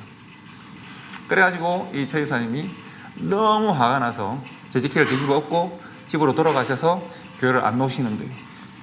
그래서 제가 이제 제가 이미 거기를 갔을 때는 한 달 정도 교회를 안 나오신 상태였어요. 그래서 제가 대구로 찾아가서 오늘 형님처럼 잘하시는 분이니까 찾아가서 집사님 교회를 나오셔야죠. 왜 안 나오십니까? 그분이 하시는 말씀이 내 성격을 모르냐 이거예요. 친구들이 내 성격을 다 아는 놈들이 말이야. 어떻게 나한테 그럴 수가 있냐고. 그래서 아니 그래도 참으셔야지. 왜 그걸 그렇게 재직회 때 그렇게 말씀하시면 안 되죠. 목사님 내가 얼마나 참았는 줄 압니까? 내가 이때도 참았고 저때도 참았고 이때도 참았고 자기가 참은 걸 다 세고 있어요. 원래 이 성격이 폭발하시는 분들은 참는 분들이세요. 왜 폭발을 한꺼번에 파가시냐 하면 오랫동안 참았기 때문이거든요. 자기가 참은 걸 다 기억해요. 왜 기억할까요? 참는 게 성품으로 고쳐가 되지 않아서 그래요. 자기 성품이 아니거든. 그러니까 나는 내가 참은 걸 다 기억해요. 그래서 언제 이 박장로가 이런 말을 했고 언제 김장로가 이런 말을 했고 다 기억해가지고 그 폭발을 시키신 거예요. 그래서 제가 그분한테 참으셔야죠. 여러분 교회 내에서 때로는 아마 이런 일들이 생기시는 거 다 알 겁니다. 그런데 폭발하시는 분들한테 물어보십시오. 그분들이 얼마나 오랫동안 참았는지. 대부분 오랫동안 참았다고 그러실 거예요. 그런데 절제는 뭐가 돼야 된다고요? 인내가 돼야 돼요. 그것이 내 성품이 돼야 됩니다. 절제는 인내가 함께 따라와야 합니다. 그리고 인내는 뭐가 돼야 된다고 되어 있습니까? 인내는 경건입니다. 여러분 내가 오랫동안 참고 인내하는데 내가 복수하기 위해 인내하는 건 아니잖아요. 왜 우리가 한자 고서성에 보면 절치무심 이런 말이 있습니다. 와신상담 이런 말이 있습니다. 무슨 말입니까? 복수를 위해서 내가 담즙을 씌우면서 복수의 날을 기다리는 거예요. 절치무심, 내가 내 마음을 부여잡고 내가 이를 뽀독뽀독 깔면서 내가 때를 기다리는 거예요. 성경에서 말하는 인내가 그런 것은 아니잖아요. 그래서 인내는 경건을 공급해야 돼요. 경건이라고 하는 것은 하나님을 생각함이에요. 제가 이제 수요 예배 시간에 잠시 말씀을 드렸는데 애매하게 고난을 받는 상황은 우리의 삶에서 늘 발생합니다. 그런데 성경이 말하는 바는 애매히 고난을 받아도 어떻게 하라고요? 하나님을 생각함으로 견디고 참으면 하나님께서 그 성도를 아름답게 보신다는 거예요. 애매하게 고난 받는 상황, 부당하게 어려움을 당하는 상황은 우리의 삶에서 늘 발생하거든요. 내 입장에서는 너무나도 부당한 일들은 늘 발생해요. 그래서 그것을 하나님을 생각함으로 참아낼 수 있는가? 굉장히 중요한 덕목입니다. 그래서 인내에는 뭐가 필요하다고요? 경건이 필요한데 경건은 다른 말로 하면 하나님을 생각하는 게 우리의 경건입니다. 그런데 여러분 경건에 하나 더, 경건은 하나님을 바라보는 것인데 너무나도 경건한데 다른 사람에 대한 관심이 부족한 사람들이 있습니다. 그래서 경건에는 뭘 공급하라고 되어 있습니까? 형제 우애를 공급하라고 되어 있습니다. 경건에는 내가 하나님을 생각하고 늘 기도하고 주여 주여 하는데 나는 내 이웃들에 대한 관심이 부족할 수도 있습니다. 그래서 경건에는 형제 우애를 공급하라고 되어 있습니다. 여러분 한번 논리적 과정을 생각해 보십시오. 내가 하나님의 성품에 동참하는 사람이 되고 싶습니다. 첫 번째 스텝이 뭐라고 그랬습니까? 믿음이 있는가입니다. 믿음에는 뭐가 있어야 믿음이 온전해집니까? 덕입니다. 덕은 유익하게 하는 거라 그랬습니다. 그런데 이 덕에는 뭐가 있어야 된다고요? 외지식이 필요합니까? 분별할 수 있어야 됩니다. 그런데 분별은 어떻게 돼야 됩니까? 분별은 절제가 필요합니다. 한번 절제하고 말까요? 인내가 필요합니다. 그런데 인내는 어떻게 해야 진짜 인내입니까? 하나님을 생각해 진짜 인내입니다. 그런데 하나님을 생각하고 그걸 끝나면 될까요? 형제, 이웃들을 생각해야 됩니다. 제가 사는 곳은 필라델피아인데 필라델피아라는 것이 형제 사랑이라는 뜻입니다. 필로스 아델포스에서 형제 사랑이라는 뜻입니다. 그런데 사람이 사람을 사랑하는 데는 한계가 있습니다. 저는 그 한계를 너무 자주 만나는 편입니다. 그런가요? 저는 저만 그런 줄 알았어요. 제가 성격이 그렇게 좋지도 못하고 아름답지도 못하고 인내하는 사람이 못 되기 때문에 자주 제가 제 한계를 만납니다. 말씀드린 대로 제가 여러분들 계좌분 이야기 해드렸잖아요. 안 해드렸나요? 예? 그런가요? 그 이야기를 다시 해야 되나요? 그 목회를 하다 보니까 제가 생각하기에 이건 내가 목사로 못 참겠다 라고 하는 일들을 자주 만납니다. 저희 교회는 이제 지금은 이제 일반 교회화되고 기성 교회화되어서 뭐 이렇게 그렇습니다만 한때 개척하고 한 10년 가까이는 교인들의 반 이상이 상담으로 모인 분들이 있었습니다. 어려운 분들이 모여 저희 교회 구성원이 됐었습니다. 그러다 보니까 삶이 어렵고 힘든 분들이 많고 정말 어떻게 보면 목회자로 이까지 참아야 되나 하는 일들이 참 많았습니다. 어제 아침에 오신 분들한테는 제가 계좌분 이야기를 해드렸으니까 제가 오늘 다른 이야기를 해드릴 수도 있습니다. 제가 상담을 한 가정 중에서 예수를 안 믿는 가정을 도와주고 해서 교회로 데리고 왔는데 그 가정은 한국에서 좀 죄를 지은 가정이었습니다. 그래서 자꾸 제가 속는 거예요. 자꾸 제가 속고 제가 자꾸 손해를 보는 그런 가정이었습니다. 그래서 한 번은 또 그 가정 아내 되시는 분이 사라졌습니다. 필라델피아가 집인데 그분들은 18살 때부터 함께 살았고 지금은 한 20대 후반이 된 그런 상황이었습니다. 그러니까 애도 벌써 한 10살 되고 어쨌든 굉장히 일찍 동거를 시작한 가정이고 또 한국에서 좀 범죄 기록도 있고 이런 가정이었는데 한번 새 사람 만들어 보겠다고 노력을 엄청 했던 가정입니다.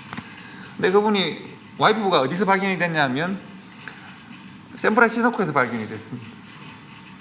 그러니까 와이프가 사라진 지 한 2주일 만에 돈이 떨어져가 샌프란시스코에 발견이 되었는데 자기보다 나이가 2배 많은 남자랑 발견이 됐습니다. 그런데 이제 처음에는 그 남자를 따라갔는데 갔다가 남자가 문제가 생겨서 저한테 연락이 왔습니다. 그래서 제가 연락을 받고 그 다음날 비행기를 타고 샌프란시스코에 가서 그 자매를 데리고 필라로 왔습니다. 그리고 두 사람을 화해를 시켰습니다. 시켜서 살았습니다. 그런데 남자분이 젊죠. 이게 20대 후반이죠, 둘 다. 용서한다고 해놓고는 용서를 못해서 용서하기 얼마나 힘들겠어요. 그래서 나보다 때리고 그렇게 하다가 불을 질렀습니다. 그래서 남편분이 잡혀갔습니다. 아내 되시는 분은 교회로부터 전적 도움을 받고 이제 이렇게 있고 남편은 한국으로 추방당했습니다.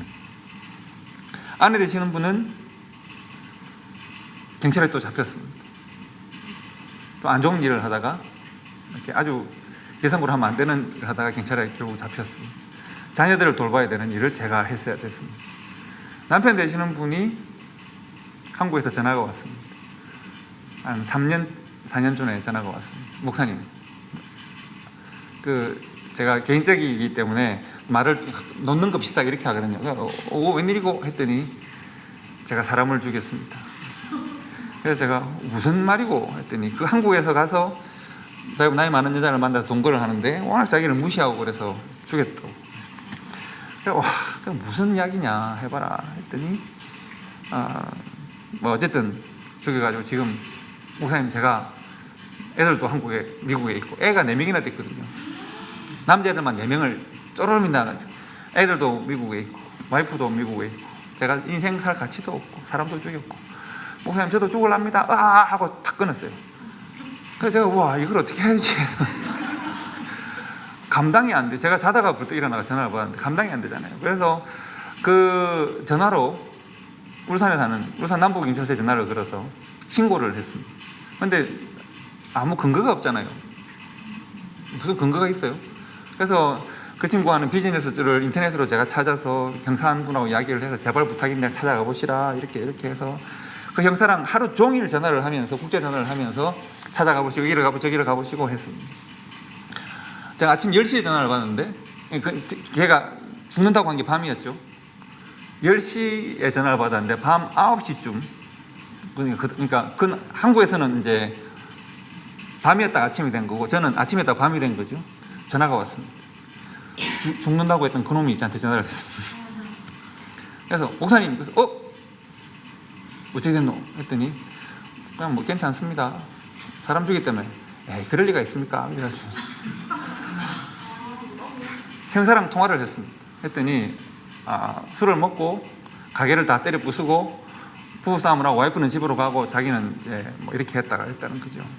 그래서 네가 왜 그따위 말을 하냐? 헤헤 미안합니다 이렇게. 그래 제가 만약에 그 친구가 제 앞에 있었으면 어떤 일을 했을지 모르겠어요. 그분과 저와의 사귐은 한 6년 정도 됩니다. 그 사이에 영화를 한 4번 찍은 것 같습니다. 얼마나 많은 일이 있는지 모릅니다. 그리고 제가 이제 나한테 절대 전화하지 마라. 내가 도저히 니는 못 참겠다라고 말을 해버렸습니다. 너무 화가 나가지고. 당연히 그 부분은 그 다음에 또 전화를 합니다. 미안한 게 별로 없는 사람이 아니고 애들 보고 싶으면 늘 술 먹고 저한테 전화를 합니다.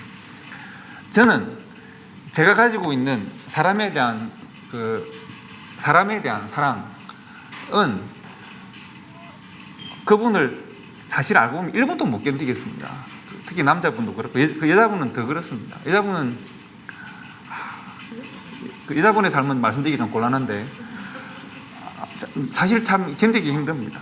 근데 자주 보입니다. 자주 여자분은 자주 애들은 내가 너무 애들이 너무 불쌍해서 여자분에게 제발 애들만 버리지 않으면 어떤 삶이라도 내가 다 도와줄 테니까 했는데 애들을 안 버리는 거 하나만 좋고 나머지는 다 안 좋습니다. 그래서 지금 저번에 늘 있습니다. 그래서 제가 이 가정은 하나님 나한테 왜 이런 가정을 한 생각이 막 드는 가정입니다. 제가 가진 목회적인 한계입니다. 그러니까 이 가정은 깨놓고 솔직하게 말씀드리면 사랑이 잘 안 됩니다. 사랑의 범위를 넘어섰습니다. 여러분 혹시 그런 분들 없으신가요? 도저히 이 사람은 하나님 못 참겠습니다. 이런 분 없으신가요? 저는 많습니다. 제가 어저께 개 잡은 가정도 그렇고 개가 궁금하시면 물어보시기 바랍니다. 저는 상담을 하다 보니 삶이 무너진 분들을 많이 만나서 그런 분들이 많습니다. 뭐 도박을 해서 집을 날린 사람들, 뭐 약을 먹고 뭐 한 사람들, 아까 그 집도 불을 질렀지만 또 불 질러가지고 잡혀간 사람들, 와이프한테 총 쏘는 사람, 별 사람들이 다 있습니다. 뭐 제가 말씀드린 대로 그 며느리 하이힐로 때리는 사람 이런 사람도 있고요. 많습니다. 인생은 참 천지백갈입니다. 우리가 살아가는 삶의 방식들이 서로에게 얼마나 견디기 힘든, 우리는 얼마나 서로에게 견디기 힘든 사람인가요? 사실 알고 보면 우리가 숨겨진 우리 자신들을 다 드러내면 우리는 얼마나 서로에게 견디기 힘든 사람들일까요? 안 드러내서 그렇지, 숨겨져 있어서 그렇지 말이죠. 그렇기 때문에 사람을 사랑함은 한계가 뚜렷합니다. 사람을 사랑하는 우리의 마음의 깊이는 참 찰팍찰팍합니다. 그래서 하나님의 사랑이 필요합니다. 그래서 성경에도 필라델피아라고 되어져 있고 아가페라고 되어 있습니다. 즉 형제 우애에는 하나님의 사랑을 공급하라라고 되어 있는 이유가 그렇습니다. 그래서 우리가 하나님의 성품을 닮아가는 첫 번째 시작은 믿음이라고 하면 마지막은 하나님의 사랑입니다.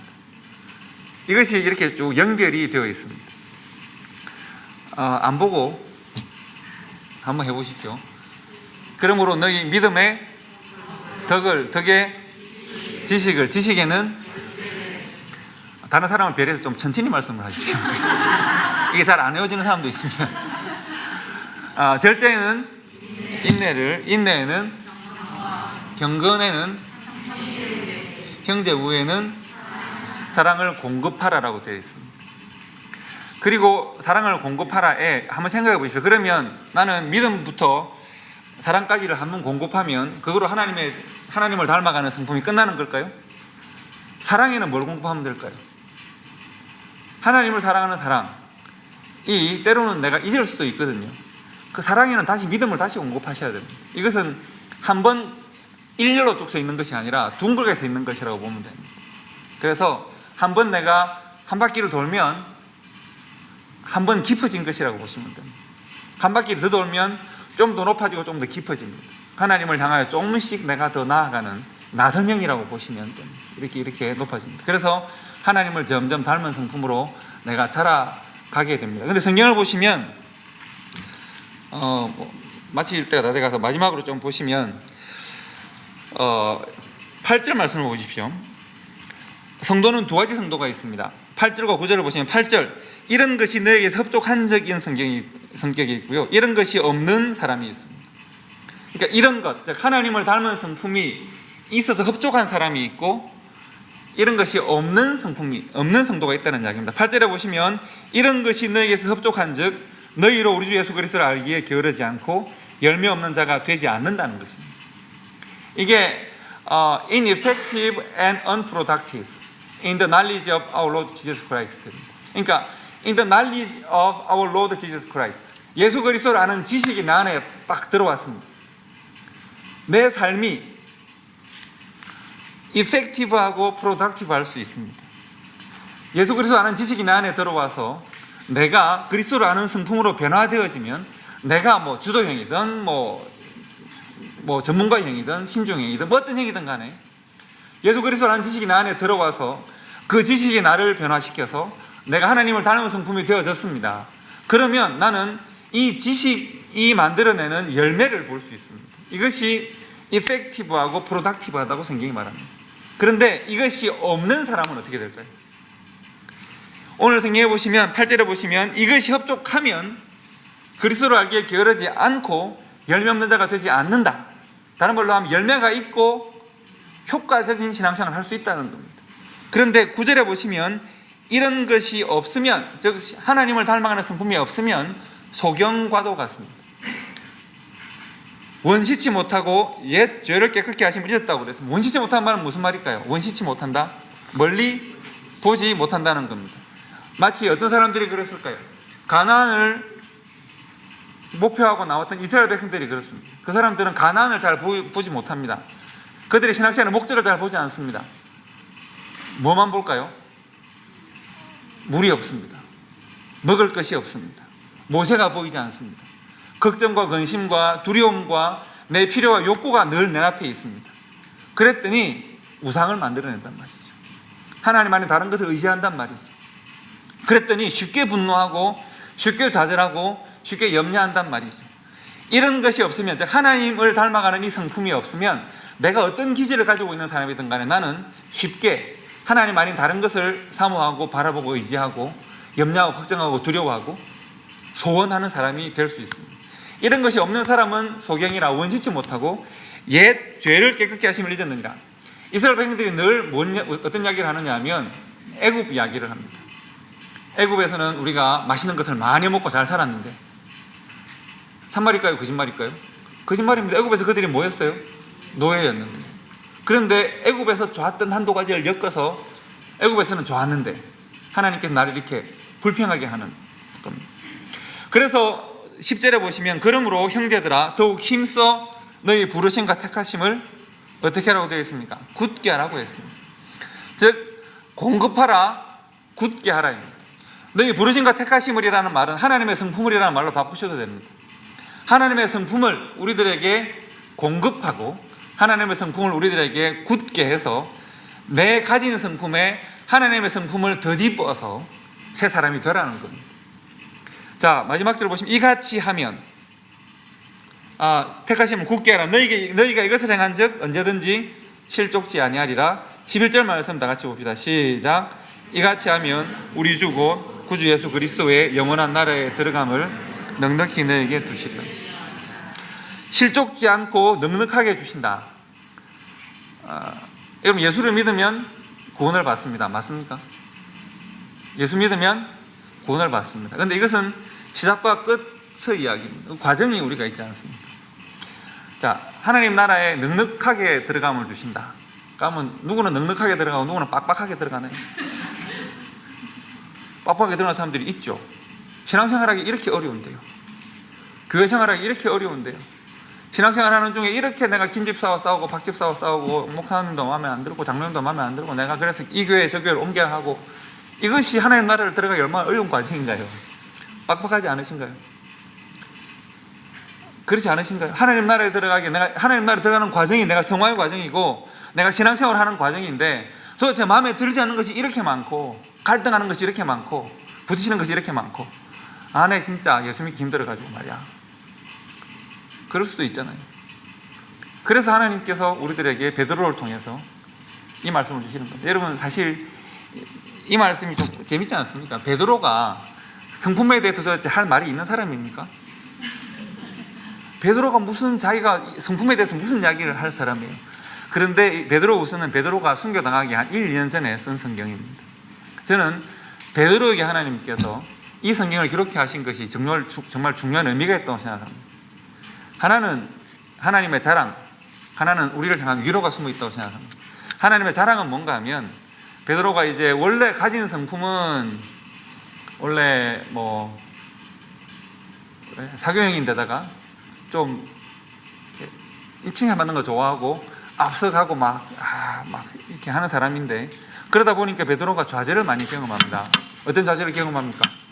예수를 부인한 기억을 평생 안고 살아야 하고. 여러분, 베드로가 나중에 보면 사도 바울한테 크게 수모를 당하는 때가 있습니다.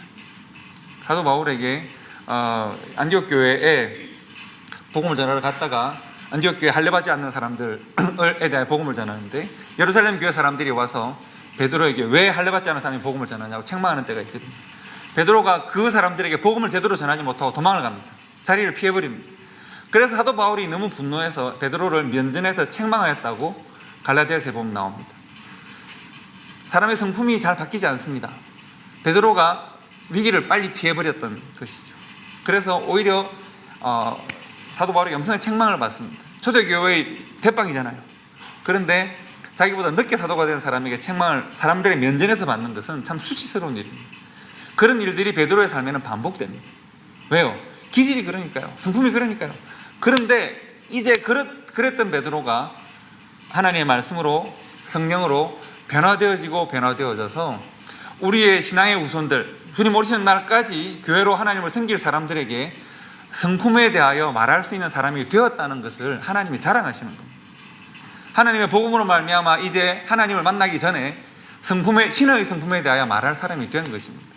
베드로가 믿음으로, 덕으로, 지식으로, 절제로, 인내로, 경건으로, 형제우애로, 사랑으로 하나님을 닮아가는 성품이 되었다는 것을 베드로가 자신의 신학적 경험과 하나님의 영감으로 우리들에게 말하고 있는 겁니다. 하나님이 베드로를 자랑하시는 겁니다. 지금 제가 마실 때가 되면 말이 빨라가지고. 그리고 하나 더, 하나님께서 우리를 위로하십니다. 어떤 위로실까요? 그러니까 우리 같은 사람도 베드로처럼 변화될 수 있어요. 베드로가 이렇게 성품으로 하나님의 말씀을 전할 수 있는 자신의 삶으로, 베드로가 자기는 못하면서 너는 잘해 이거 말한 게 아닐 거 아니에요. 그렇다면 나는 비록 이러저러한 성품을 가지고 태어났지만 그러나 하나님 인도하심을 받아서 내가 가진 이 성품을 하나님께서 장점으로 사용하실 것이고, 내게 없는 성품을 하나님 은혜로 공급하여 주셔서 내가 하나님 안에 온전하게 되어서 내가 성도들을 섬기고 교회를 섬기고 이 땅 가운데 하나님 나라를 전하는 일을 내 삶으로 보여줄 수 있는 사람으로 살아갈 수 있다라고 하는 위로를 우리들에게 주시는 거죠. 그래서 여러분들의 모든 성품은 다 아름다우십니다. 그리고 다른 사람의 성품을 인정하시면 좋습니다. 할 수 있다면 이해하시면 더 좋습니다. 그리고 해야 되는 일은 하나님의 이 신의 성품에 참여하기 위해서 끊임없이 노력하시는 겁니다. 내 가진 성품에 하나님의 허락하시는 이 신의 성품으로 옷 입으실 수 있다면 우리가 서로에 대하여 덕을 세워나가는 참 아름다운 관계 속에 하나님의 나라를 계속하여 섬길 수 있을 것 같습니다. 여기까지 하고 마칠까요? 네, 오늘 3일 동안 여러분들과 만나게 돼서 반가웠고 감사했습니다. 기도하고 마치도록 하죠. 하나님 아버지 감사를 드립니다. 지난 3일 동안 하나님이 주시는 말씀과 지혜로 함께 했습니다. 아버지 하나님, 우리의 삶에는 많은 문제가 있고 또 어려움이 있지만 우리가 하나님 사람 되었사오니 허락하신 복음으로 말미암아 우리가 살아가는 모든 길들에 하나님께 영광이 되며 하나님의 복음을 전하는 사람으로 살 수 있기를 소원합니다. 날마다 함께 하시고 하늘의 지혜로 우리의 삶을 인도하시며 우리는 날마다 순종하고 하나님의 말씀을 전가하는 자로 살아갈 수 있도록 도와주시옵소서. 예수님 이름으로 기도합니다. 아멘. 수고하셨습니다.